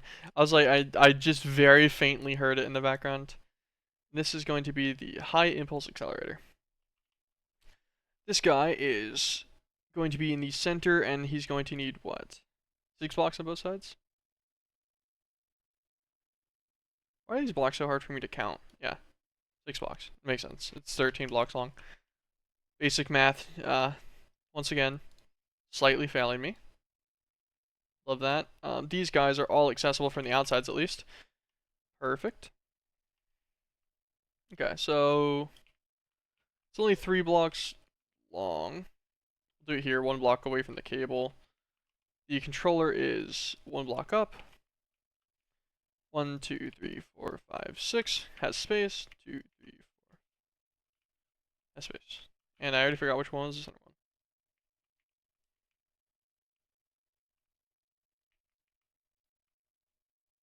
Okay, perfect. Put this guy on down here. And then once our stuff finishes crafting, we should be able to assemble him together. We'll use another interface. Buck it back over into this guy. For fun. And we should be chilling. This should be our muons acquired. I don't think I need the fluid muon for anything other than making muons, yeah. Which is just inert crystals. Oh, I guess that's kind of annoying.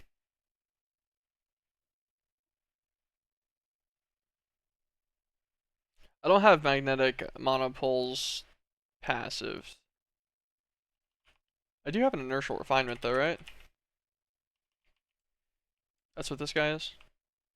Yeah.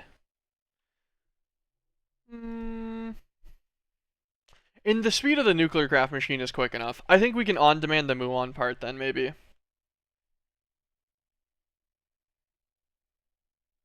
Set this guy to buffer to like a I don't know, gargantuan drum worth is probably pretty good.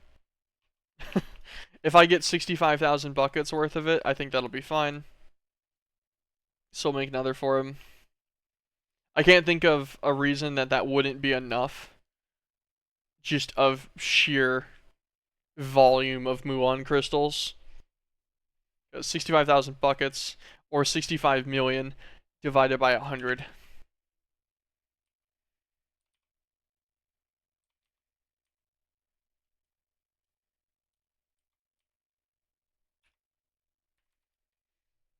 That was actually easier math, was the fact that this is 100 millibuckets per, so you just 10x the total number of buckets, and that's how many muon crystals you get.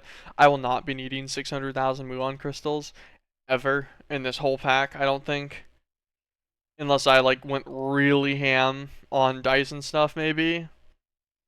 But that's about the only edge case I can think of, so I'm not gonna worry about that.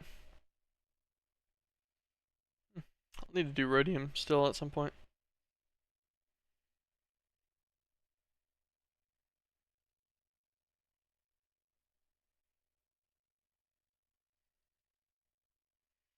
Rock Crusher Grant. Do we already have for Darkozite?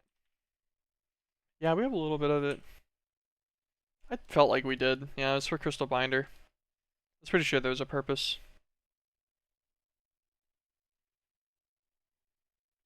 Yeah, so we can just pressurize that. And then electrolyze the pressurized result into rhodium mixture. Okay, so the rhodium mixture part's going to be really easy. Our craft should be really, really close.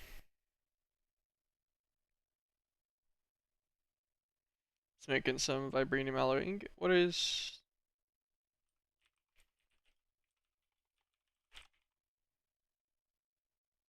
How are we making this? Oh, that's why it's being made in the vacuum freezer. I was like, why is this being made in a way that I don't like? Oh yeah, we could probably swap over to this recipe now with arc residue. Now that we have 120,000 of it, I think we're good to do that. We'll mess with that at some point. Okay, so this guy. Neutronium casing, bombarder, cannon. And he's also going to need superconducting supercoolers and linears. Linear accelerator tubes.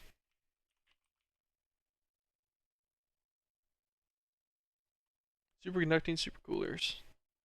And I think that's it. So if we grab our very highly advanced assembly tool. So is that the game you play occasionally? Yeah, I play this game quite a bit. This is what I spend a moderate amount of my time doing at this point recently. I play a lot of Tarkov as well.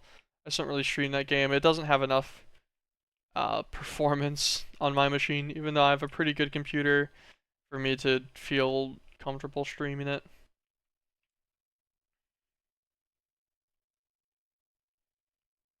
Fluid input, fluid output, we're chilling.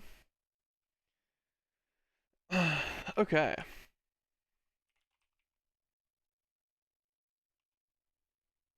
Thinking of getting into this, any tips you got for me? If you're talking about this pack specifically, MeatBallCraft, I would highly, highly recommend reading the recipes very well and passiving ahead of time. Like anything that you just check usage on it, you look through a little bit, and you're like, oh damn, I'm gonna need like more than 30 of this, you should passive it. Because odds are you're gonna need even more than that later on. And worst case, you just passive something you didn't need to, and that's fine. And you can just disable it later. But if you don't passive something early that you do want, like, you know, hundreds of thousands of later, then it can be kind of annoying.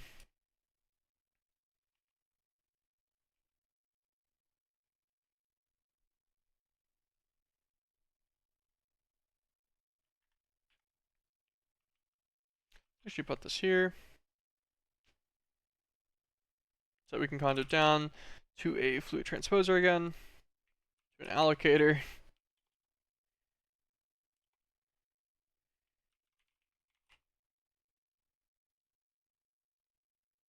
Make sure it's a fluid allocator again. We'll make a stack of device frames. Oh, I guess that's all we had the copper gears for. That's fine. Good enough for me. By the looks of it, it's pretty interesting. This is a very well done mod pack. I definitely enjoy it. Sometimes it feels like a bit of a grind, but it's like it's in a different way than most packs are. Empty mode. I'll put on yellow.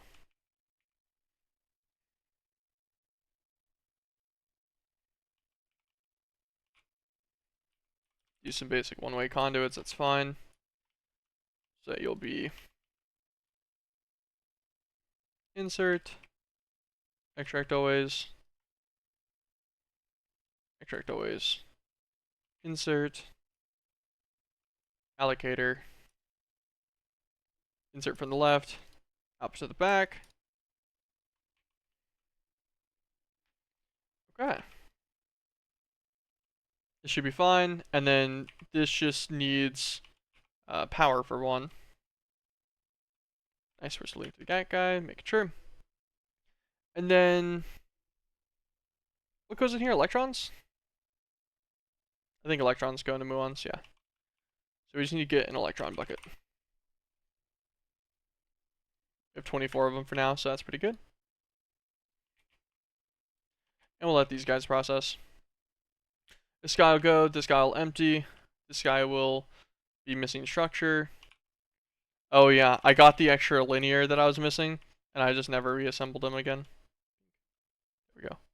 Now he's crying about energy. He needs a flux. I assume this takes 1,000,000. I figured. Flux points, let's make like 20 more of these, just because these are useful. Where'd it go?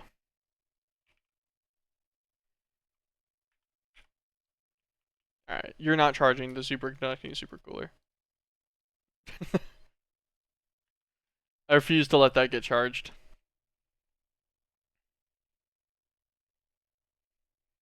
Any additional, like, any other streams and stuff you're particularly excited to do, or anything additional add on to your channel? Not particularly. I don't have anything in mind right now, at least. This will be a muon fluid.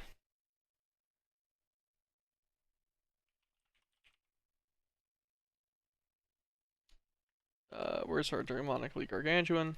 Here he is.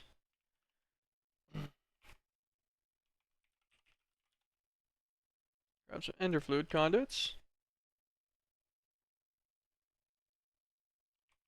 Extract, insert.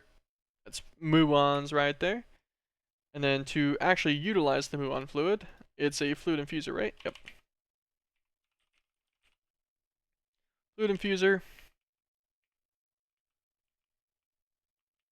Let's put this guy right here. Fluid conduit into him.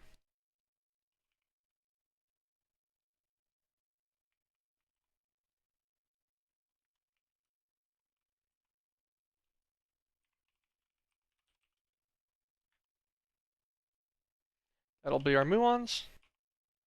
Let us grab an interface.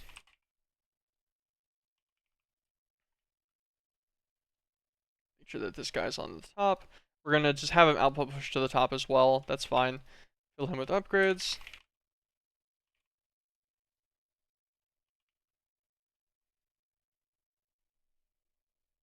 Link him with the crystal binder. And then grab ourselves a cutting knife. And we'll name him to Muon. Naming him Muon specifically so that we can make a pattern for him. We're going to set a pattern to get the Muon crystals from this guy. And he will never be slower than everything else that's crafting at the same time.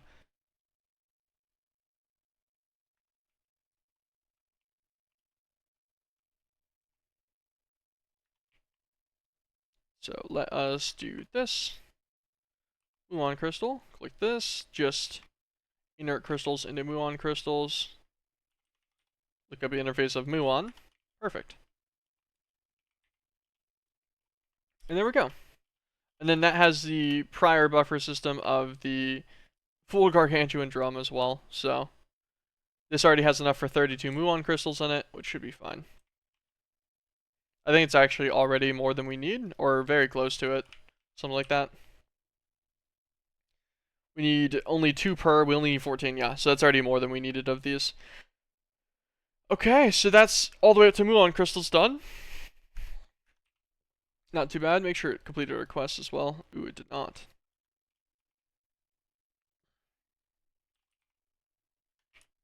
Interesting. Will it complete if I grab myself a bucket of that neutrino plasma?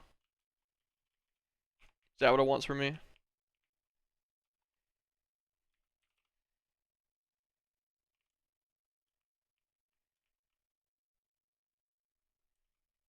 It will. Decompose matter.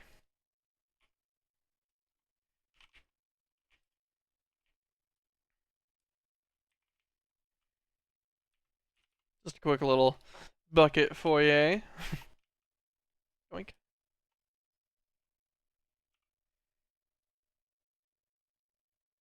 Alphas and electrons.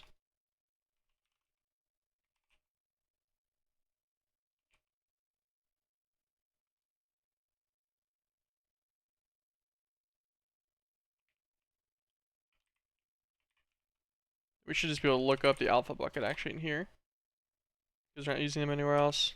I'll finish both of those. Spit all this back into the system.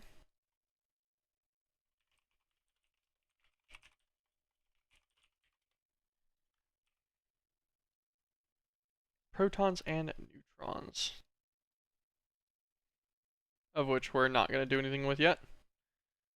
And we will go and acquire ourselves a bucket of muons. Fly all the way up.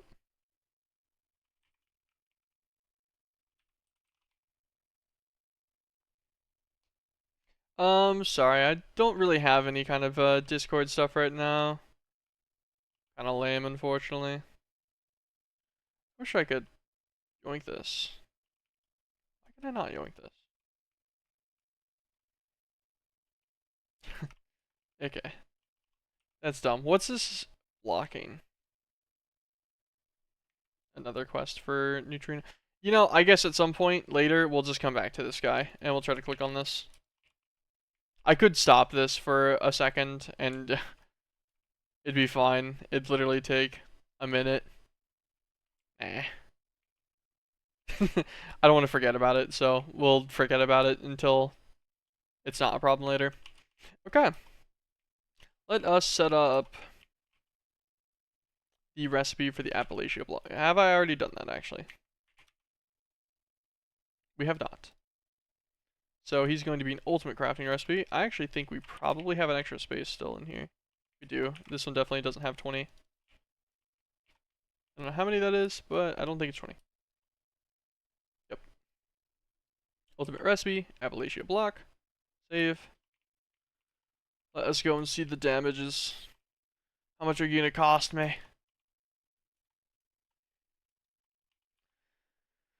Okay, so we need 14 of these. Hold on, I'm flying over here so I can count blocks. Yes. 14 Appalachia blocks. Oh, fuck me. 55 Orcalcos. Venomous Combs. Appalachia Hearts. Glitch Infused blocks. We're gonna need 22 more. Elisanium Large Plates. And a Rhodium Mixture. God damn it. I don't want to make that much Orcalcos. The Medals of Heroes of nowadays are fine. Having 7,900 of these has made that pretty apparent. Corrupted Aragonite.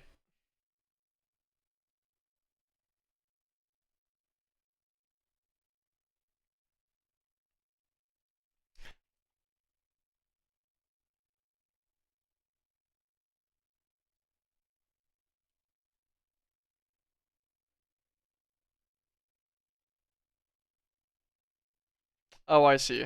I was like, this looks like a pain. But yeah, so I was like, how do you get the sigils automated? Because I didn't think you could automate that table, the sigil table. But yeah, so you make your first one, and then your crystallized corruption's automatable, which is the taxium ingots. And then everything else can be crystallized, no problem.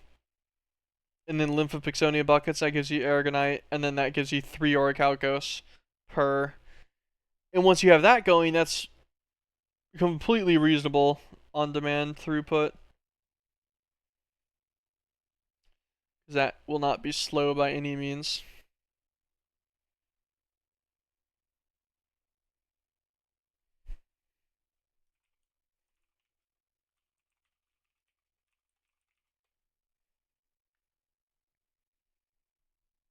Hmm.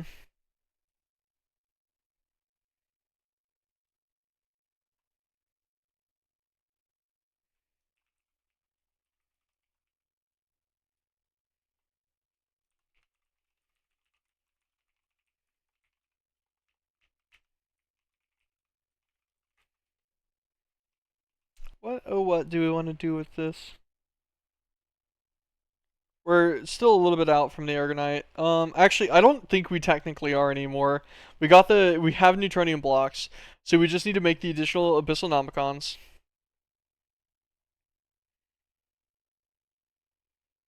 We have a sterilized altar, right? Yeah, we do. I was seeing if we had it on crafting. Maybe. We set up Necronama B. We have a Necronama B. Okay, it's probably just in one of our other things. We also have a Venomous B for sure. We need to set up both of these.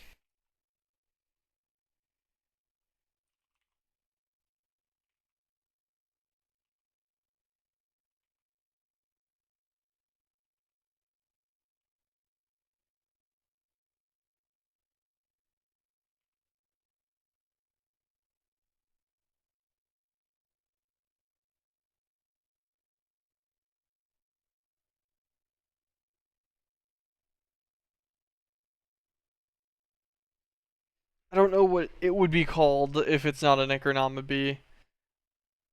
Maybe it is called that and it's just not showing up on the list.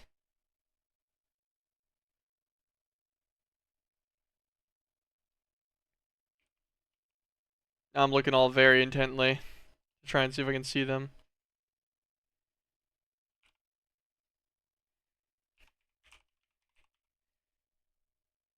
Let's do an @ here and try to find all the bees that are in here.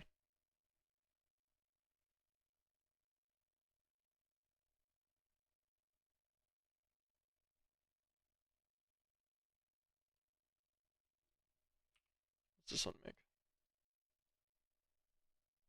Bee cones. And then one of them makes it venomous too. Why am I not seeing our Necronoma bee? We don't like have it set up somewhere, right?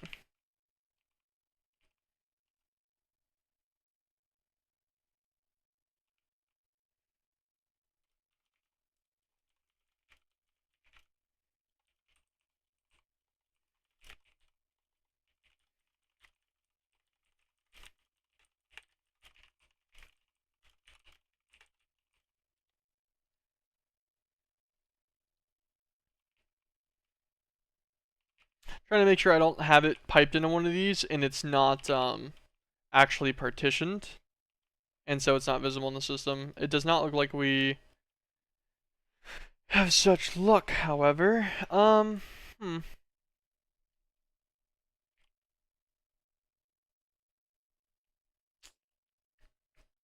This is where I'm storing all of my bees.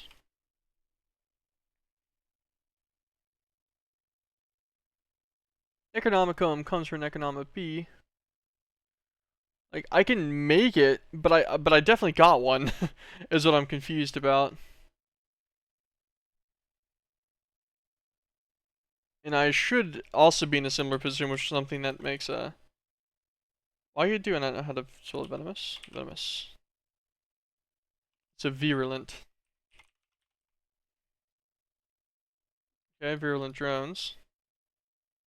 Virulent queen. Cool. So we got the virulent.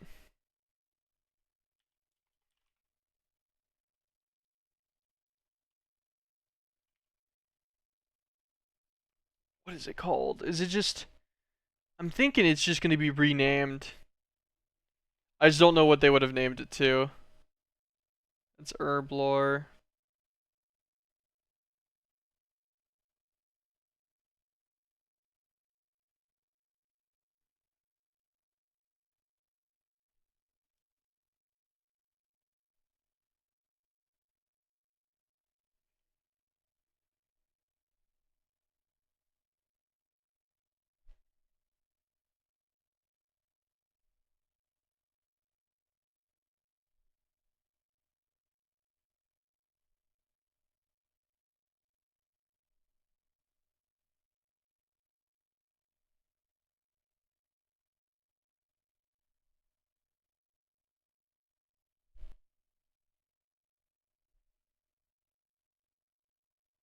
Economy is one of the ones that glows.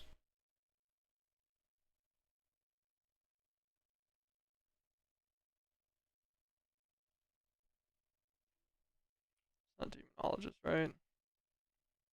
These guys are simmering. Is it acidic? No. Dang it.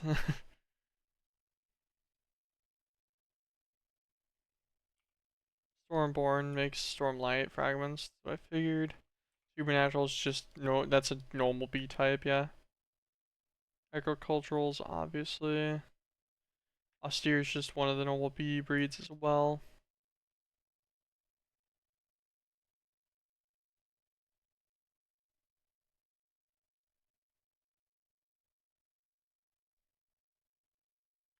I wouldn't have gotten a species for it. I didn't care that much at the time, especially.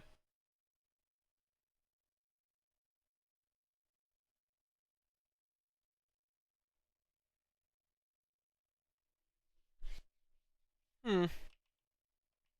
Um.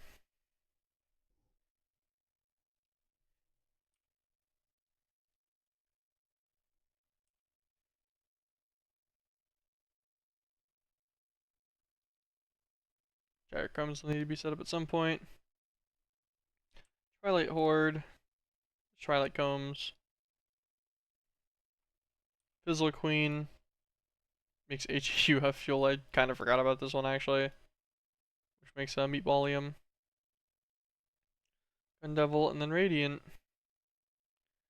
Huh.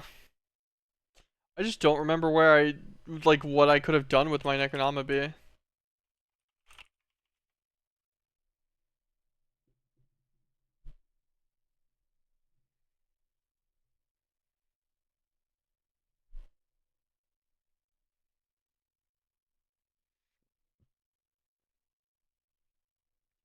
I forget where I got it from. It'll be way back here somewhere.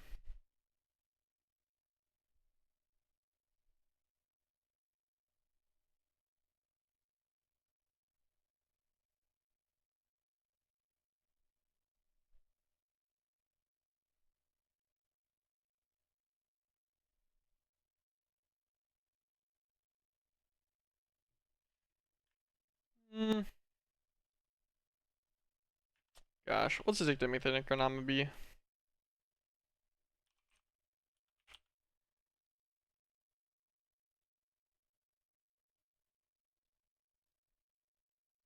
Abyssal and Savant. Let me look at the whole tree. Scholarly, Pupil, Darkened, Shadow. I've never even seen those. So Rockiness Sinister to make a Shadowed, and then a Rockiness Shadowed to make a Darkened. Then those two together make an Abyssal. Okay. Sinister and Rocky.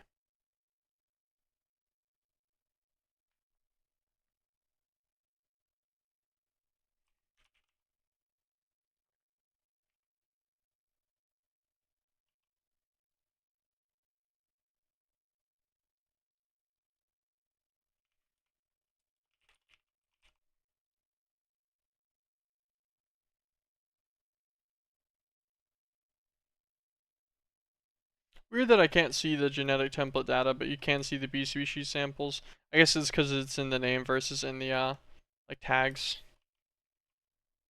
Whatever. So we'll grab some Rocky drones. We'll grab like 4. Let's grab random princess. Do you have any extras in here? Yes, an ender princess. Okay. Genetic imprinter. Imprint the sinister gene onto the ender princess real quick.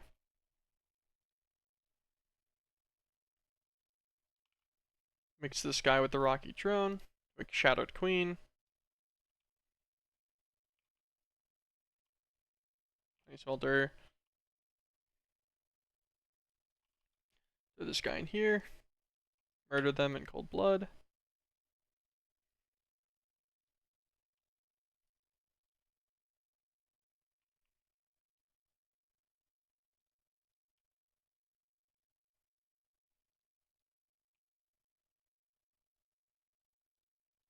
Do this a few times. Just want to get enough for the shadowed species. We're going to run our luck with 5 drones for fun. Genetic sampler. These guys out.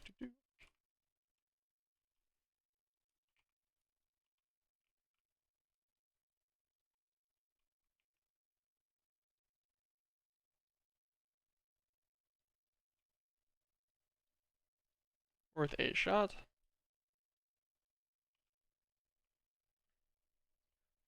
Okay. We could take them out and then swap them to a fertility gene, which would make this a little bit quicker, but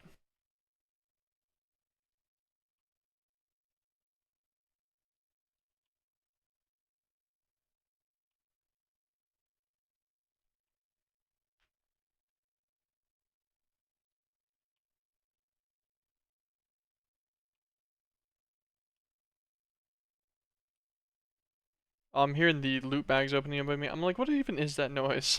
I was just thinking about it while it was going off in the background. Make sure this guy makes a queen. Okay. Run 7 more drones. Just trying to get the shadowed species real quick. Species shadowed, perfect. Species shadowed again.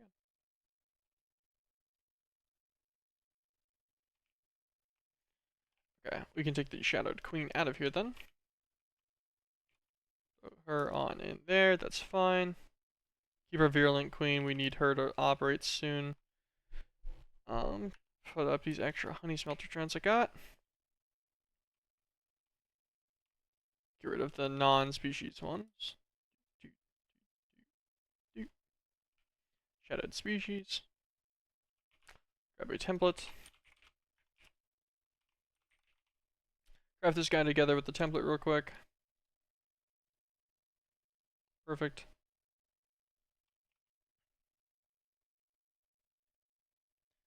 Okay. Then this guy with a Rocky will make it darkened.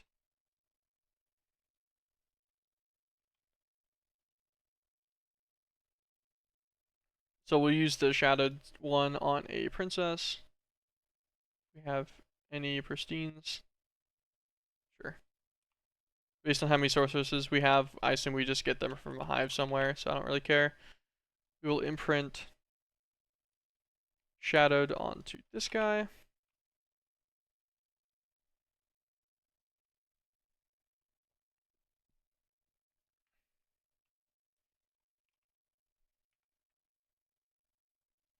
We'll murder this guy to get a Rocky princess real quick as well.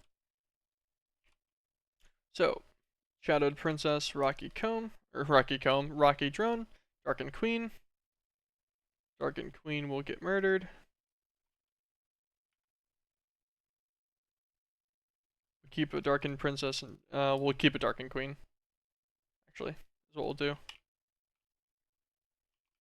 I don't feel like getting his species sample right now, so we'll just keep the queen.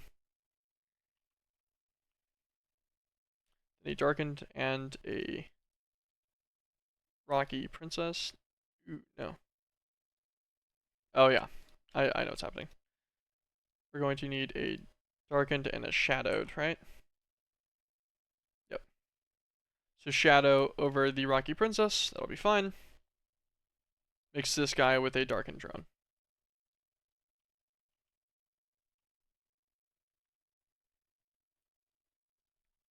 That'll make our Abyssal Queen. And this guy just needs to be with a Savant. And I actually want to say that we have a Savant already. Okay. Let me double check my species.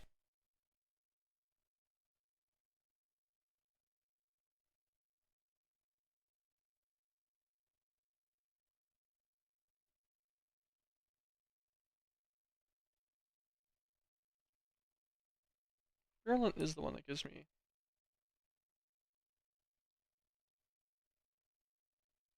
Yes, okay. Just double checking. Okay. So we're gonna actually need to make one. So we need a pupil and a scholarly.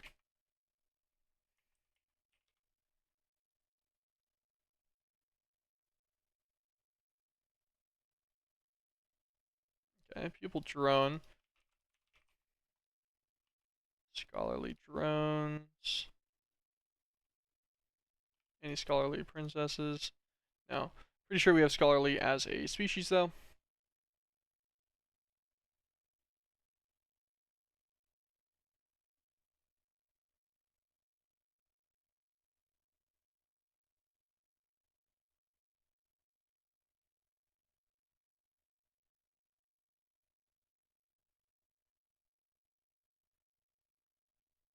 I guess we don't. Okay, interesting move by me.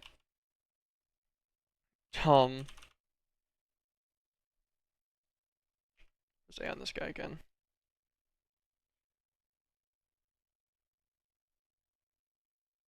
We're doing all of this to avoid Orichalcos, right?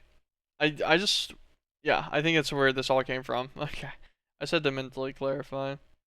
So arcane and pupil will make scholarly, and then the scholarly and pupil. Okay, that's fine. Arcane.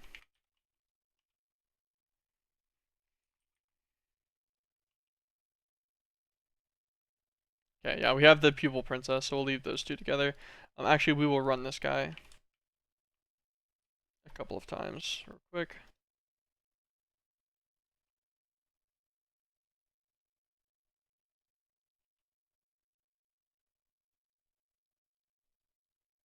There we go.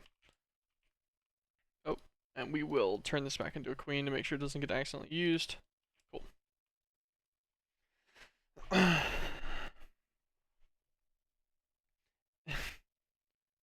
People in what?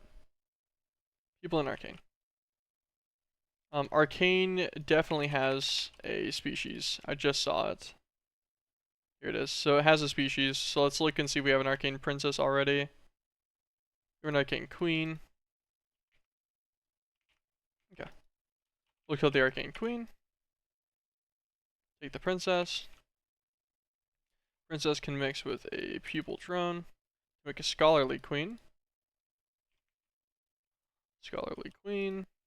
Go in. Die.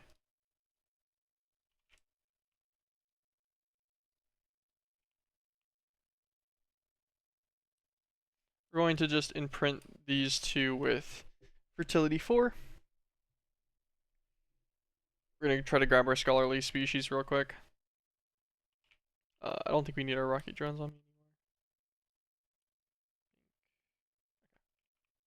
Shouldn't need the... Yeah, we don't need the shadowed anymore either.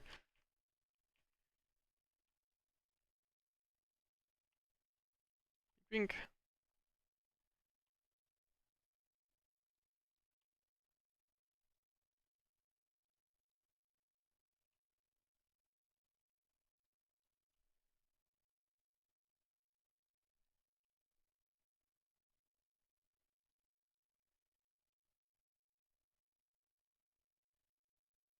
Okay, my estimations is that this will be plenty of drones.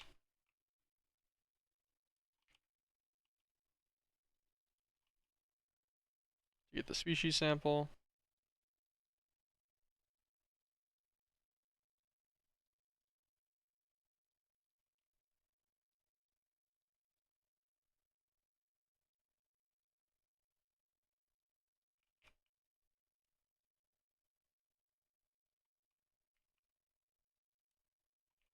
I did already make our queen, right? Just gotta double check that. The last thing you want to do is accidentally kill your last drone.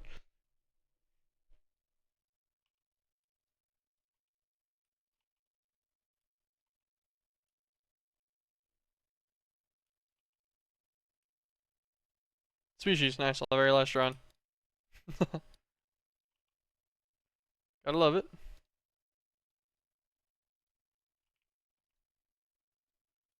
Let's put that guy in there. Okay.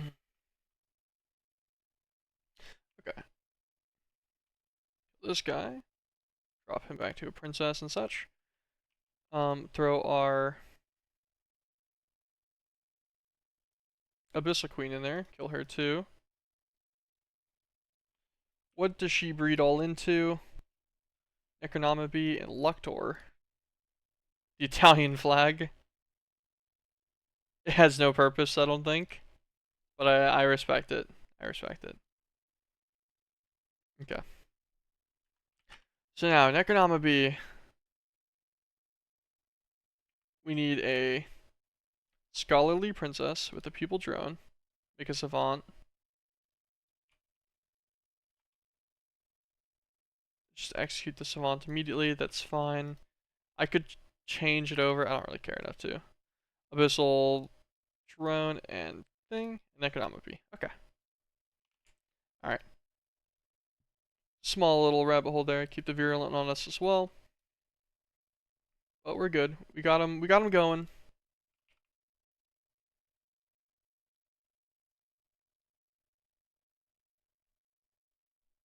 Robotic, Fert 1. Perfect. So execute you. And execute you.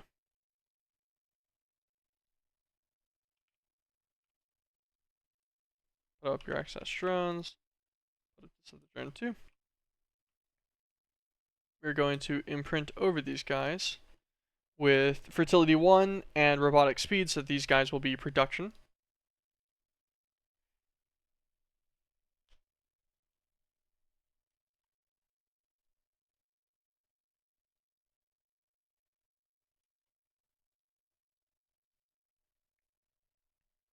Should be pretty easy, and we'll set these both up in hives. We'll probably just use hives directly next to that Torturino that's upstairs. I kind of want these guys to produce quickly.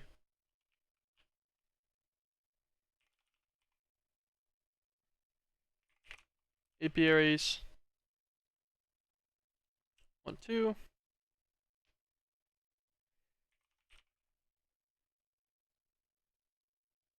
We need 16 production upgrades.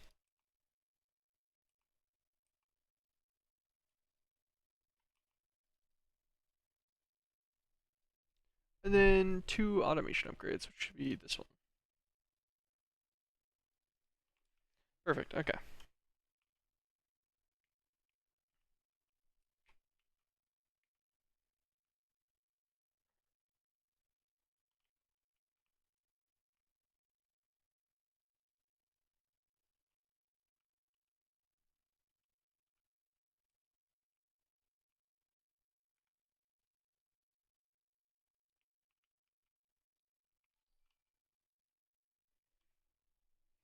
Thank you for the follow, Sophia Grace. Appreciate it. Welcome to the stream. So my thoughts is to maximize the effectiveness of this slot. Do like this. Do like this. And we just need to crystal blunt. Oh yeah, it's just breaking like glowstone or something. Crystal bind from this guy, sure. 2. Then we'll crystal bind from this guy as well, just to make sure that they can keep up with their speeds and power production. Okay, it looks like we'll need a third one. Perfect, now they're getting. Alright, and then all of these guys in like a cube around it will get extracted out of. Hey, how are you? Doing pretty good, but how about yourself? Grab these guys.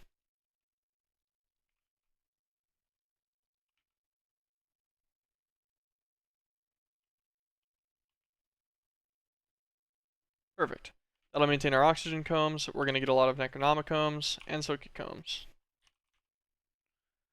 We're already up to 100 Necronomicombs.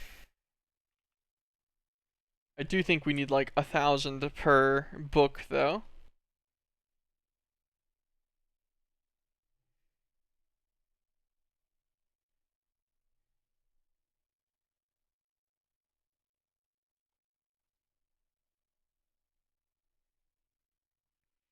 Yep, a flat 1k for the biggins.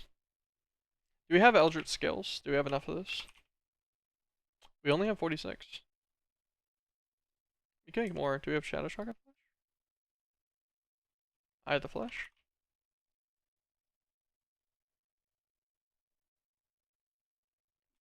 Key of Flesh Dominion.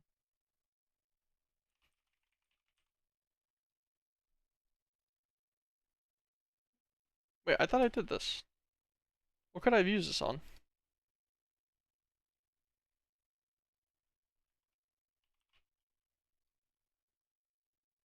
I definitely don't have this anymore. What Shadow Shotgun Flesh do I have? I have a bit. Not enough though. Hmm. By the way, can I ask you something? What's up?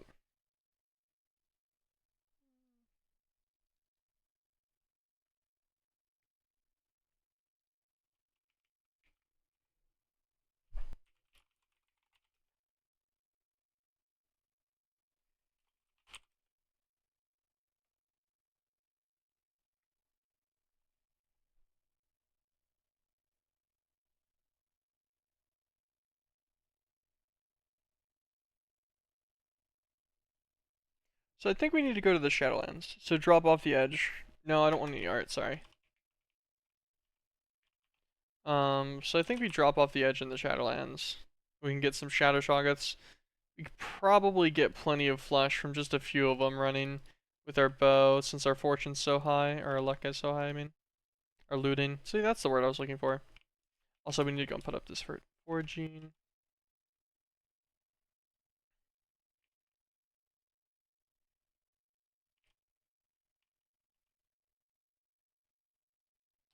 Okay, move these guys over.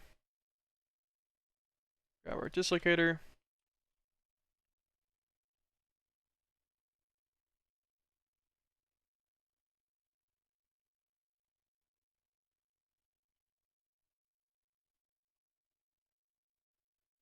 Okay, go to Omathal. Then just drop off the edge. And then this will be the lair of the Shadow Shoggoths, I think.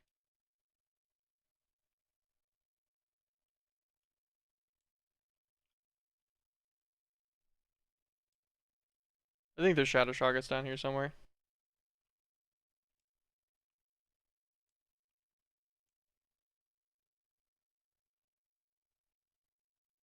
I don't know if they'd spawn at a normal thing or not, though. Were there spawners with Shadow Shoggoths in them in these buildings? Oh yeah, Shoggoth biomass. Shadow Shoggoths spawn. Spawn, you little gremlins. Oh, hi. Thank you.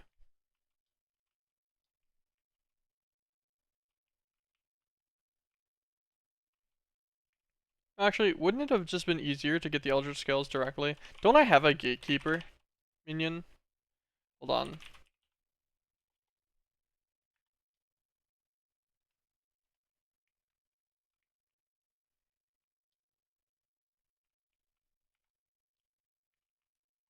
We'll do this. Dark Realm.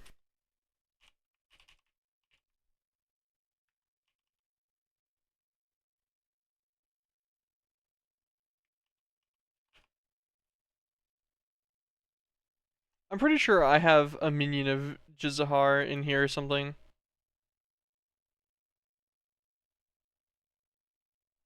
Yeah, we do. I think this guy, if I just spawn him up here, will drop me the powder directly, so I don't need to craft it.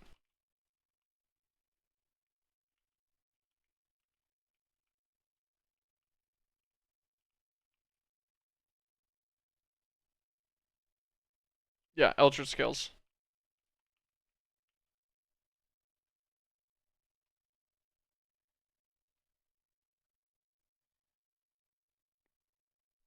This should already be more than we need, I think, for just this, just a couple seconds.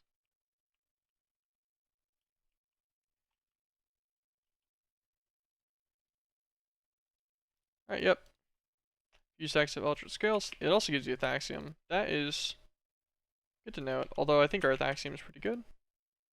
Yeah, we have a million of the default blocks, although these do need to get processed.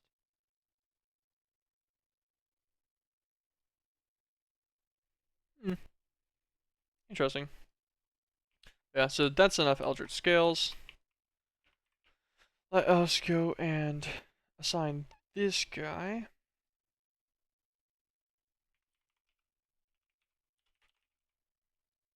Abyssal Nomicon, 1001.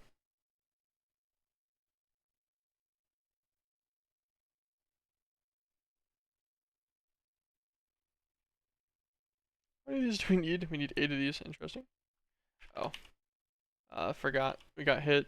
So, got some more. Just clear that real quick. Oh my, Flux flew.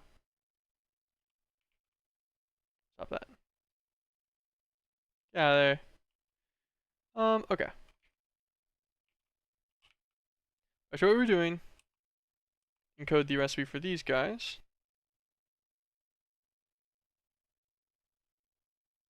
That should be fine. Sterilized altar. Ping. We're going to use this one more time now. Just to make sure we're okay. Also gonna get rid of this. Oh, it's going away. Oh, is that like fluxing the air a little bit? God. Don't flux anything. Stop that. I can't imagine that'll be too much flux for it to actually do anything, so not gonna worry about it too much. Salanomicon. 8. So yeah, we're almost to enough combs for one of them. Scotonomicon just needs 2 draconian blocks and an Appalachia refined gem, which we have.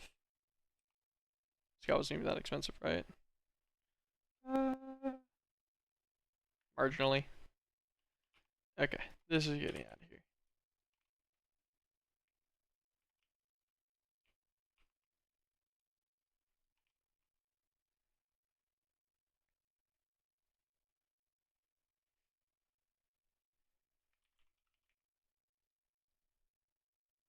you can craft one of them now. Let's see if it actually crafts.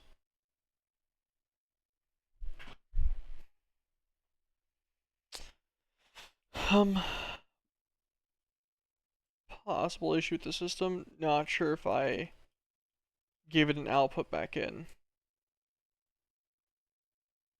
No, I did.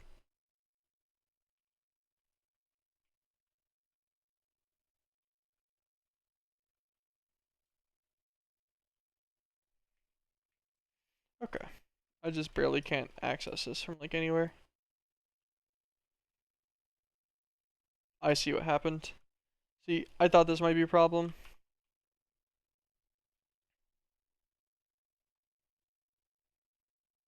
Just cancel that craft real quick.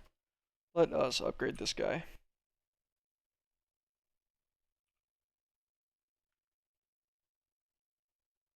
To the highest tier possible, the ludicrous.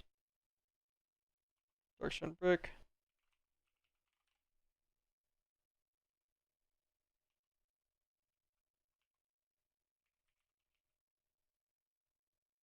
A good old Abyssalnomicon.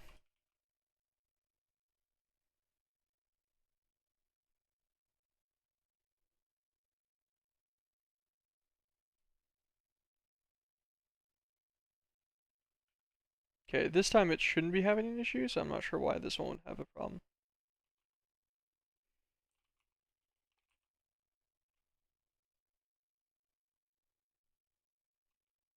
Um.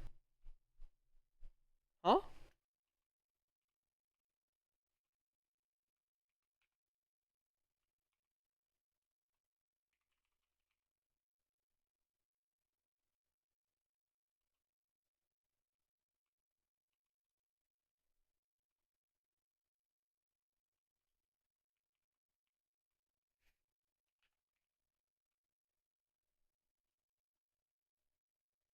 I'm confused. Cutting knife.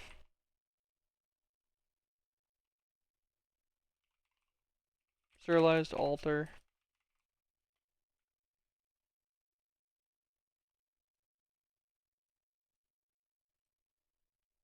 1000 Necronomicon. 16 Eldritch Scales, 1. Done crafting. I guess I figured it out. Interesting. Now, we're gonna need that other guy to go for a while for the Necronomicon. What are we looking at? Okay, we got about 30 minutes left or so, probably on the stream. It's about what I feel like doing. I think a 3-hour stream is doing pretty decent recently. Okay, so we will work on everything else then, and that just means we won't get Orichalcos today. Because I want to do it through the corrupted aragonite method instead of having to sit there and manually do it 55 times, which I think is, kind of acceptable. So let's look back at our Appalachia blocks. At our 14. So, Venomous Comb, how am I not getting those?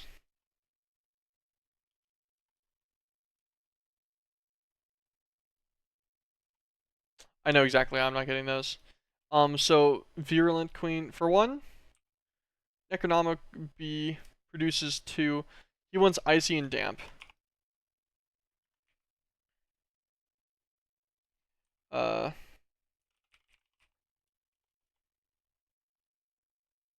Dryer upgrade. No. He's gonna want humidifier upgrades. Let's grab 8.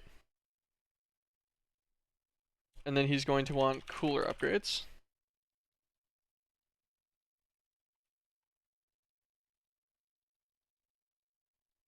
And then what's virulent? I think that's actually virulent right here. What's this guy want? Warm and damp. So he's gonna probably want half the humidifier upgrades, and he's going to want some heaters.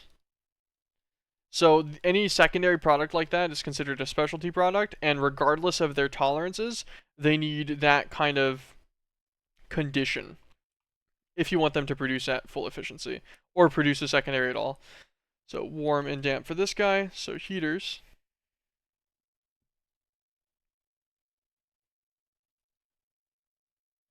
Warm and damp. This guy will be cool and icy and damp.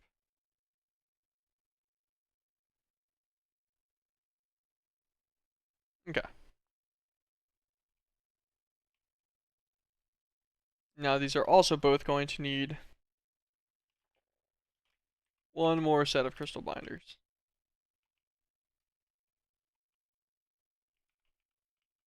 There you go.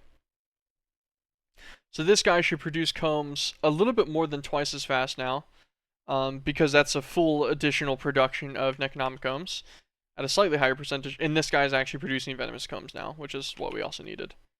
Okay. Happy I checked that. That would have been kind of a pain. So venomous combs will be handled. They'll be done in no time. Appalachia hearts. Um,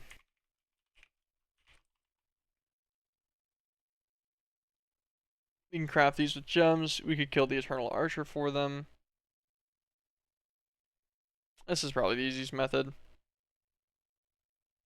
Just have them craft on demand with Appalachia cores. I think it's fine.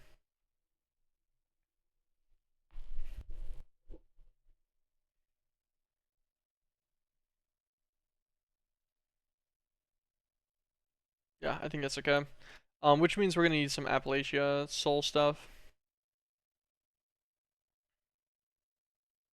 Golems give 1 to 3. 1 to 2 for these guys. 0 to 2. So an Appalachia Golem is the best guy. Let's grab an Ender Shard from Woot. Guys, we're making another Woot farm today. Let's check. I have no idea why that just finished a quest, by the way. I'm not sure. Glitch infused, Elisanium and Rhodium mixture. Okay, yeah, those will all be easy. Go to Appalachia real quick. We're looking for an Appalachia Golem if we can find one. Enchanted Archers.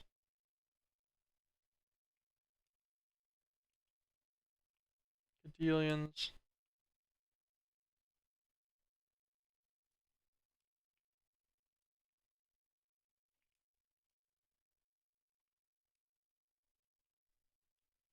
More Cadelians. More Archers.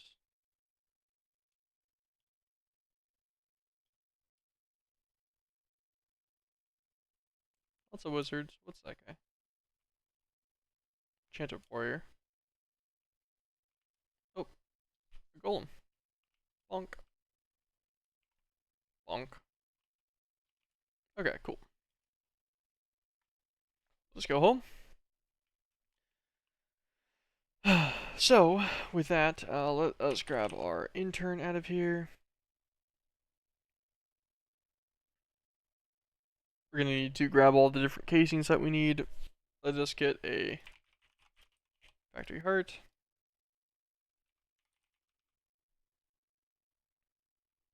Can I do anything with these? Oh, okay, so I'm just kind of stuck with them as controllers. It's fine. Controller core, and then the controller core is also mixed with a factory base. I believe we put the shard on top. Get our yaw hammer. Bam. Cool. So factory heart and a controller. Now we just get to do the fun part of getting everything else. 10 flesh casing.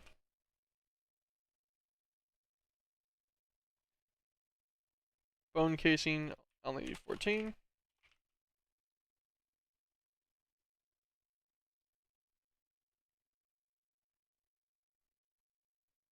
$35 blaze casing.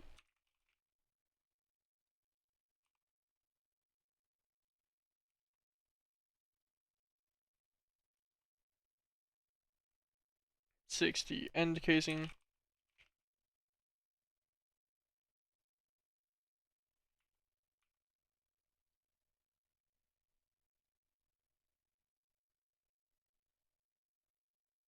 $95 nether casing. We need 91 more.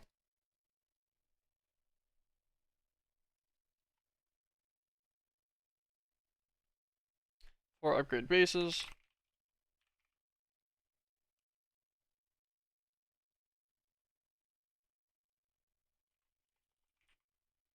then upgrade caps.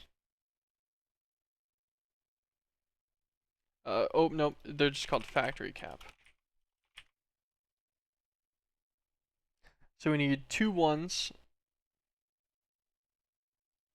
2 1s, 4 2s, 5 3s, and 7 4s. 7 4s, and 5 3s.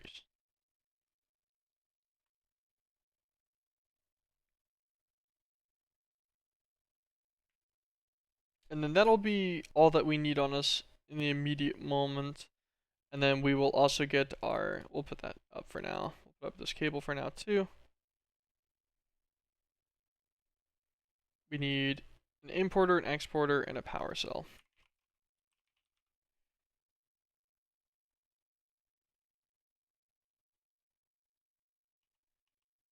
How do I make a power core? Block of coal, sticking plate.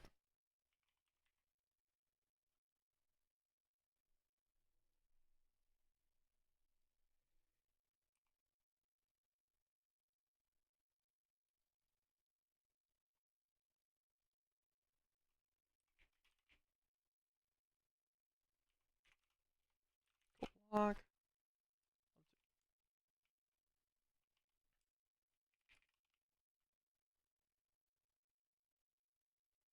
Wait, is one of these clicked?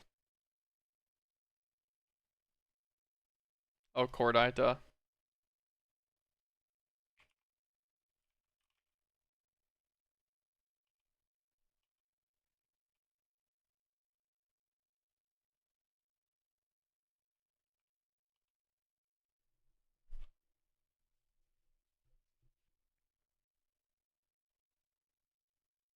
It's fine. Just spam this out. Get 2 stacks of these power cores again. I shouldn't have to worry about it for a little while.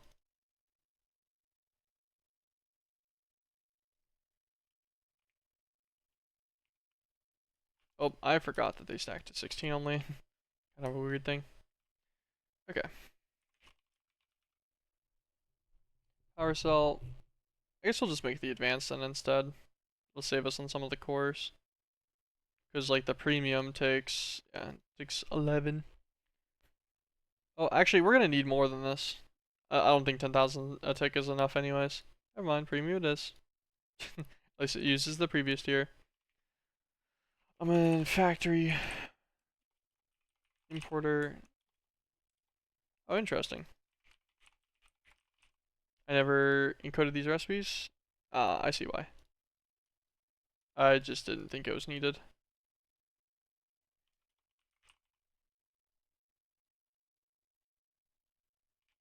Fair enough. Okay. Go on up here. Go and drop into our Woot one. All of these machines that are currently here are used. I think we have another compact machine.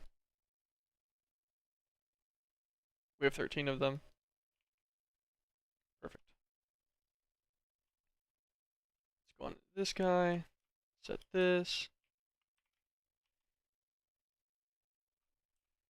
And I forget what the total size is.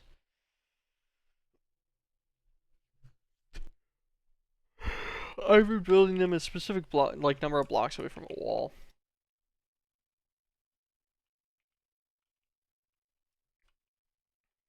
So, in the center,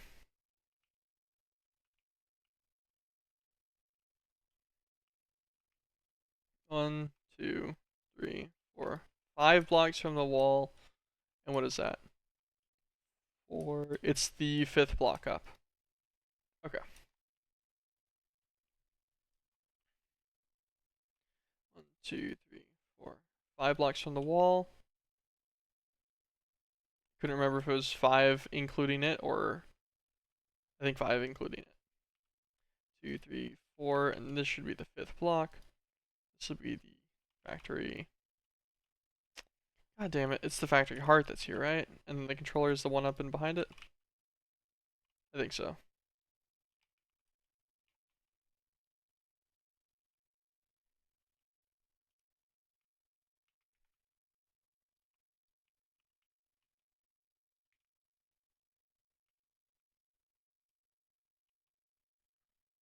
Oh yeah. The intern.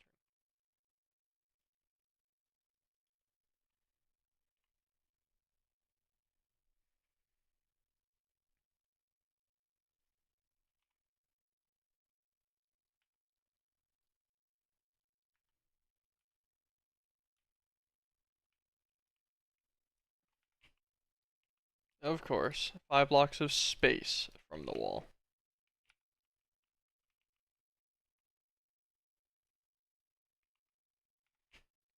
Alright. Break it all. Break it all down.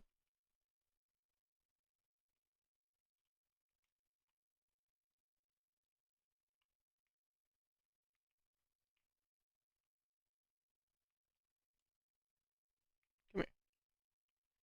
Okay. Back to production.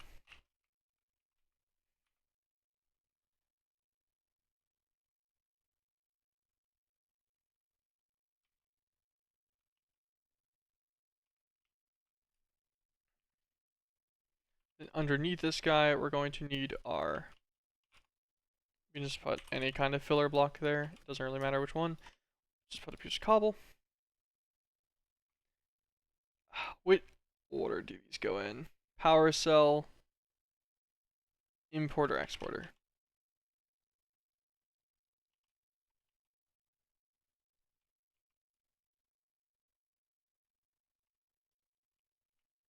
Power cell, importer, exporter. Perfect.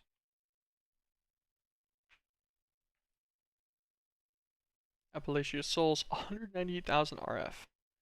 Oh, in total though. My brain, I did this another time too, I think with pink slimes, and I was like, damn, 620 RF tick.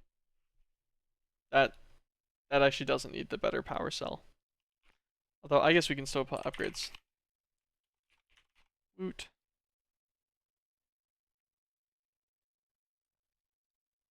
Mass rate, efficiency upgrades, and looting.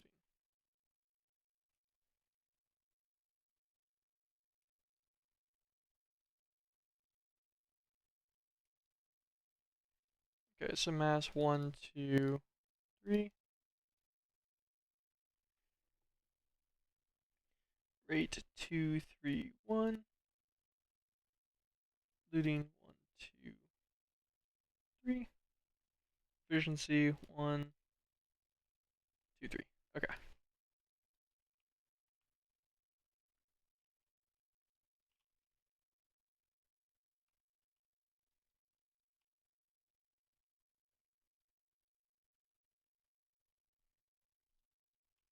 Looting 1,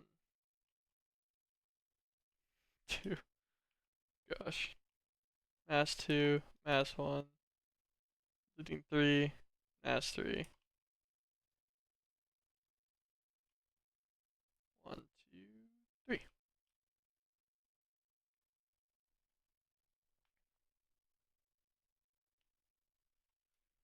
Okay, now it's 8,000 arithmetic, which is still manageable through the other one.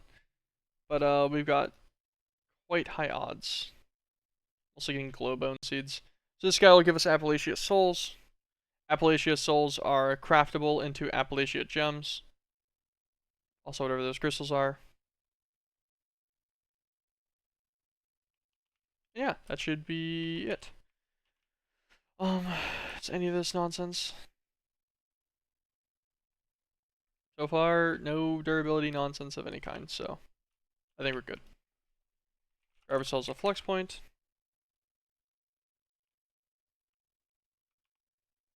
Then just grab a conduit. You can put the flex point directly on these, but sometimes they disconnect just kind of randomly on like a server restart and such, so it's easier just to do it that way. Storage crate.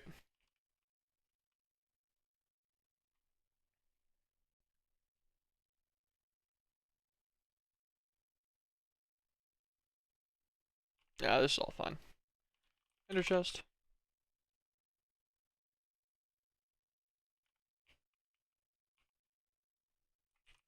I don't think I'm gonna filter this guy at all.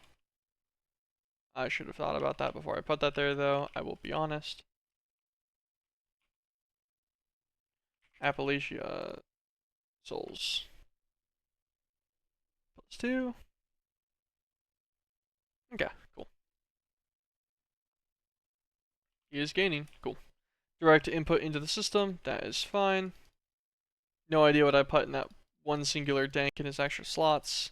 That's on the white dank, but that's okay, I guess. Not my problem. Well, it is my problem. Not my problem right now. Okay. Set this guy to Appalachia Golem. And let's see. Okay, so that will handle the souls part. And we already have the souls crafting into chunk. Ooh, we don't have the crafting for gems. Interesting. Okay. We'll encode the gem crafting. Like this. And the Appalachia hearts like this.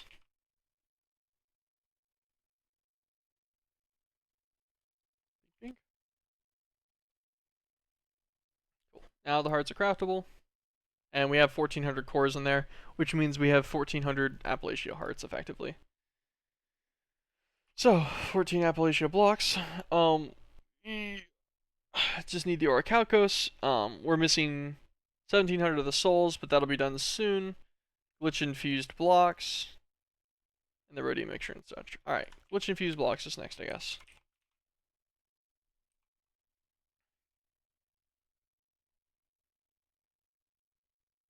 Brimstone comb and glitch infused eggs.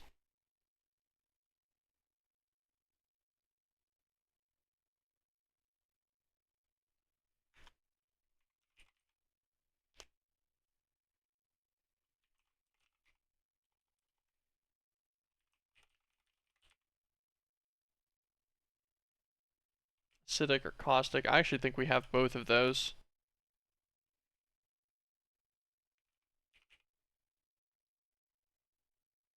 Acidic princess right here.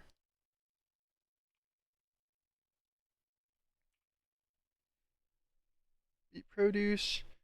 Brimstones. Yeah, so it'll be on the second one. So let us, this is still a production template. Acidic drone and princess. Change these guys over. Grab an industrial apiary while we're at it. Industrial apiary. Production upgrades are just gonna make all of these.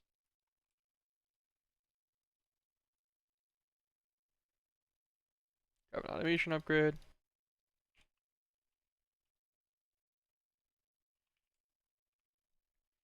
The Spear Brimstone comes, and then what's their environment that they like? Because it is a specialty. Warm and damp. So heaters and humidifiers.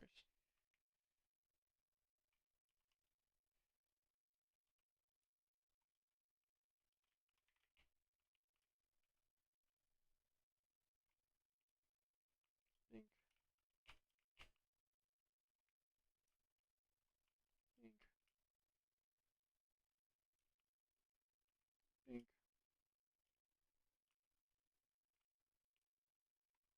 think, think. Okay. Automation. This one. Throw this guy in here. Heaters. 1, 2. And humidifiers. 1, 2. Should be a good old warm and damp for this guy. He's making brimstone combs. Just like he should. Throw ourselves some conduit.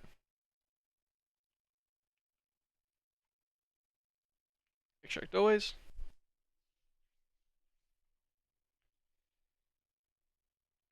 Since it's like a reactive tick rate for the Enduro conduits, it should be fine for this guy.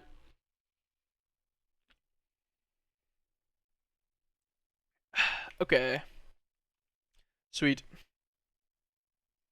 It gets that guy going. Then we just need to glitch chicken.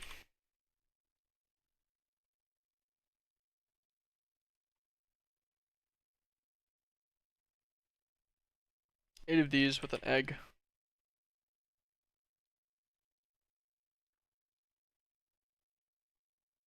We probably already just have all of this kind of just around. If I had to take a guess.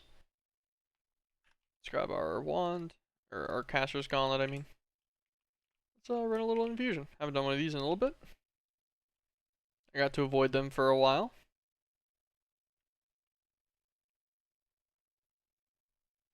Don't do that. Ooh, a 0 to 4 loss. One of the higher ones.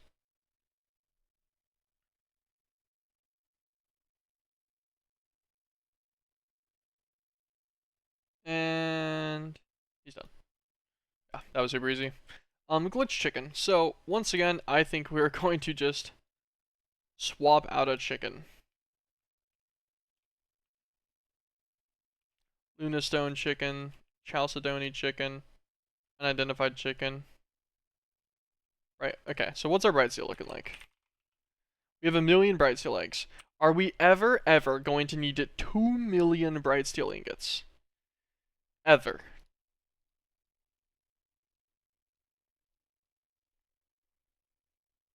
I think what they normally say whenever you look at this, they say fat chance. So, my gamer, you're being swapped out. Glitch chicken time it is. It's the year of the glitch chicken. And we still have the bright steel egg too. It's not like it's gone. I just don't feel like growing and breeding a chicken right now for these. Although I do think that there's a bee that lets you do that, and I just haven't updated my version, but I think in the new version, there's a bee that lets you 10 the chickens, which makes the roost even nicer. But for now, this is fine. We should have glitch infused eggs. Yep.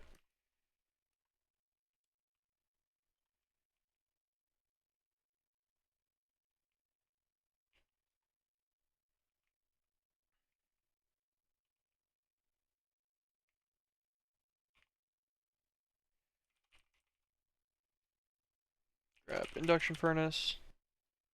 Or induction smelter, I mean. Gears. 2.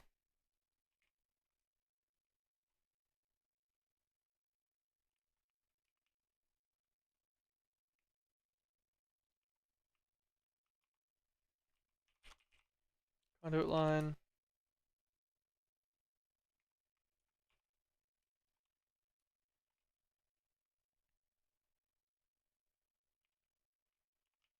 Okay. Resident upgrades. 2 conversion kits. We're going to need 18 auxiliaries. No auto input, but we will do everything from the top, unlock the slot.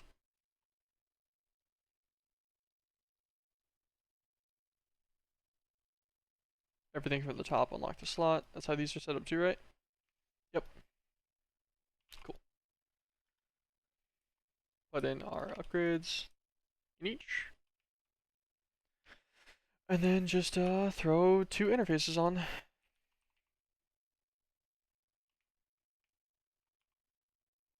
Cutting knife. Ooh, actually, we don't have the channels for this, huh?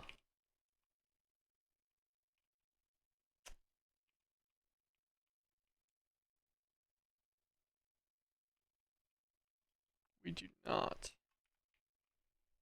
Is there any channels we can cut at this point?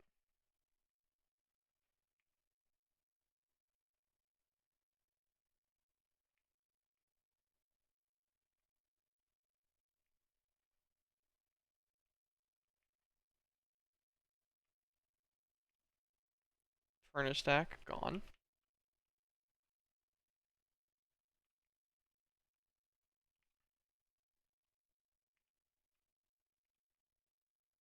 Wherever this one even is. Apparently it used to be an alloy smelter, gone. Okay, cool. I cut 2 channels. And with that, we should be chilling, right? Hopefully.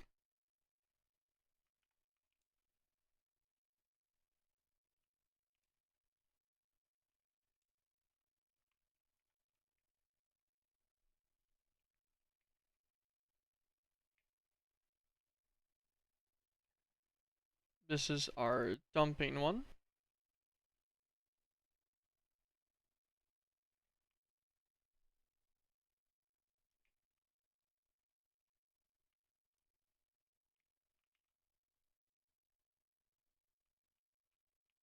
This whole furnace stack can get decomposed.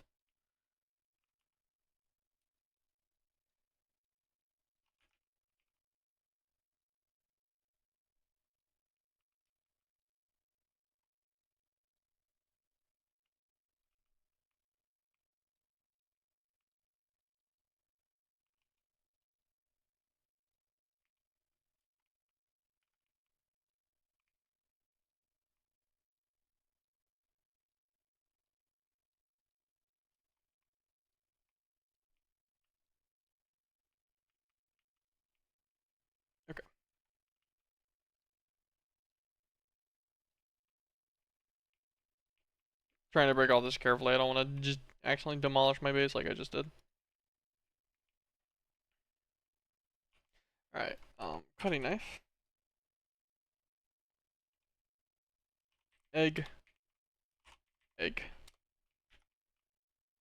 Now, all of these guys share the name egg, so we have a few more induction smelters to get eggs processed. That should be fine. Okay. Now we should be able to go up here, do a glitch infused ingot through an induction smelter recipe. Search up an interface name of egg. All the interfaces do show up. Perfect. That should handle glitch infused ingots. Glitch infused ingots into blocks. And just a molecular assembler. Will be fine by me. Okay. That should have handled that. Yep, now just rhodium mixture, alloysanium large plates, and then orichalcos. Okay.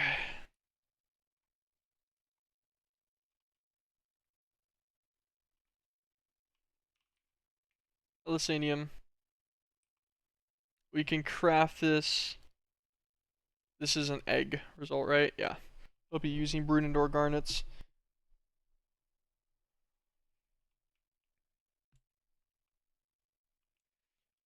Easy method, I think,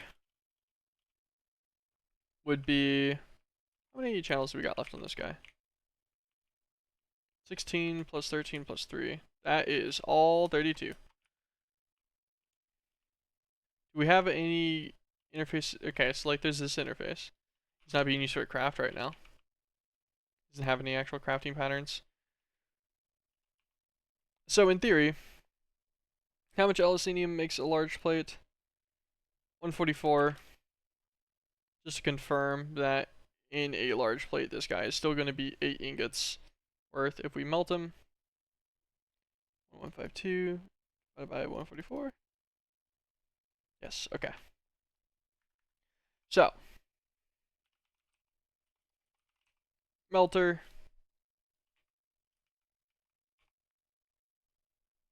Smart. Nope. Smart right here.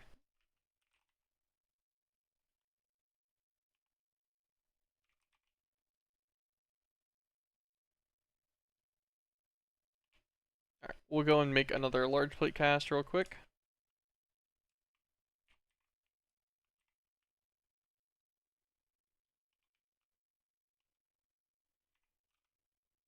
Gold 2 ingots.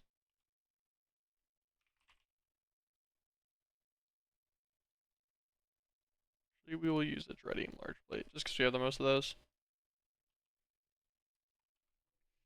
2 ingots of gold. Come back. Ping ping.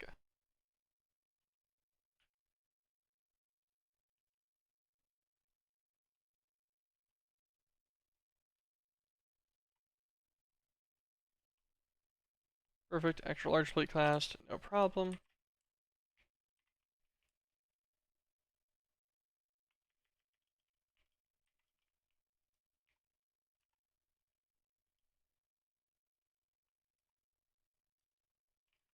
Large plate.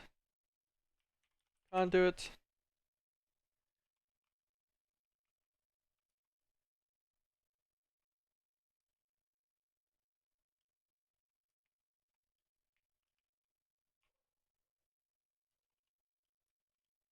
Thinking right there. Yeah, it looks pretty good to me. Get a crescent wrench, crescent hammer.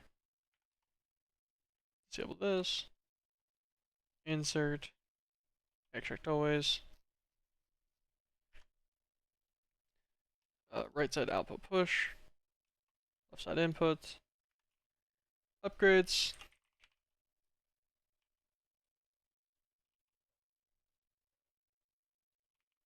Crystal binder over to one of these guys. This one. He doesn't have much, but he's got some.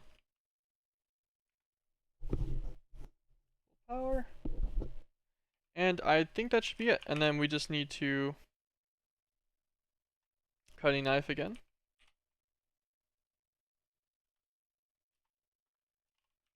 Elysanium.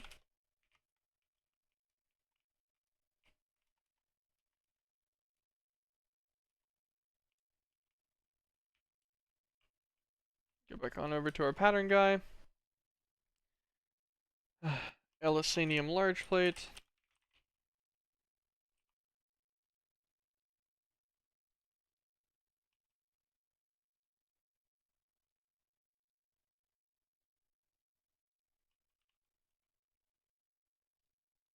Processing pattern. Elysanium large plate. Can you make me like 10 ingots?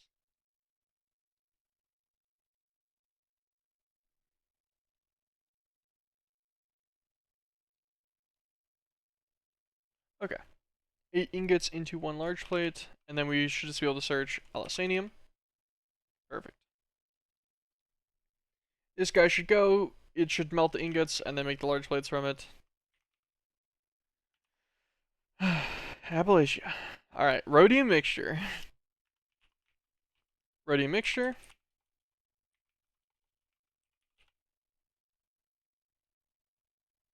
So we just need to pressurize, crush rhodochrosite, and then electrolyze it.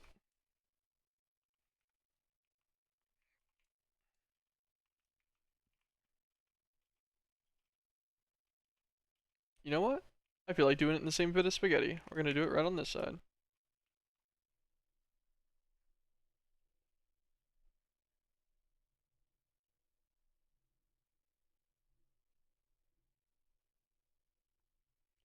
Just electrolyze, pressurize.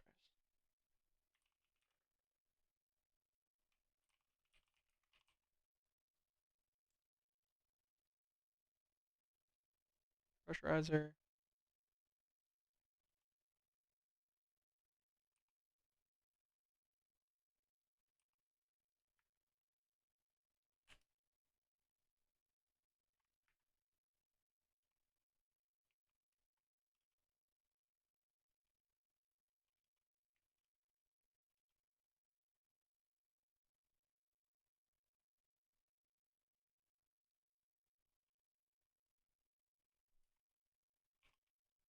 Gonna need a filter.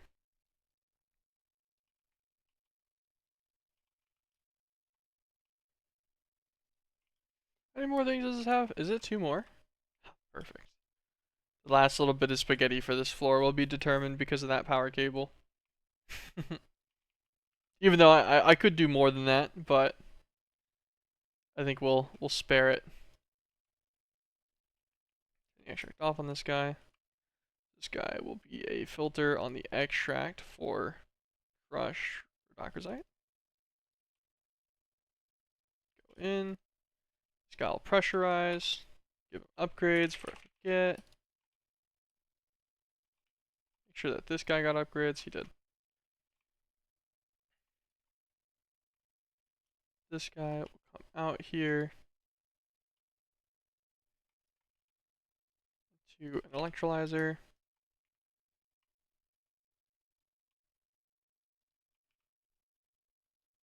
Which will have its input through the top, and its outputs are all going to be on the right side. I think it only had 2 outputs, so it didn't really matter that much, but we're going to have one more filter.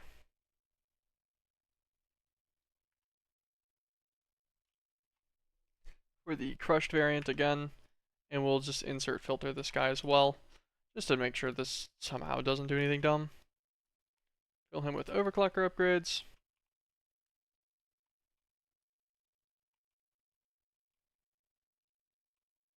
Crystal binder, bink bink.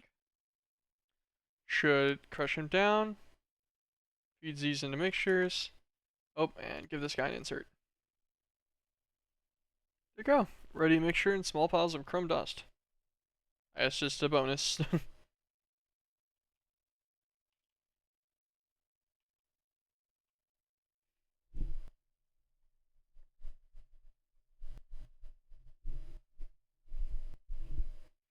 How many more channels do we have on this floor?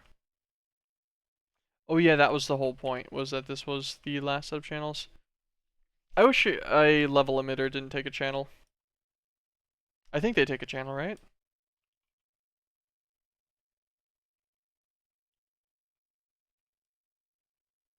Yes, it chains up to 1, yeah. And this whole chain takes 2. Okay, I was like, I'm pretty sure they take a channel, but I wasn't actually 100% positive. I have to double check.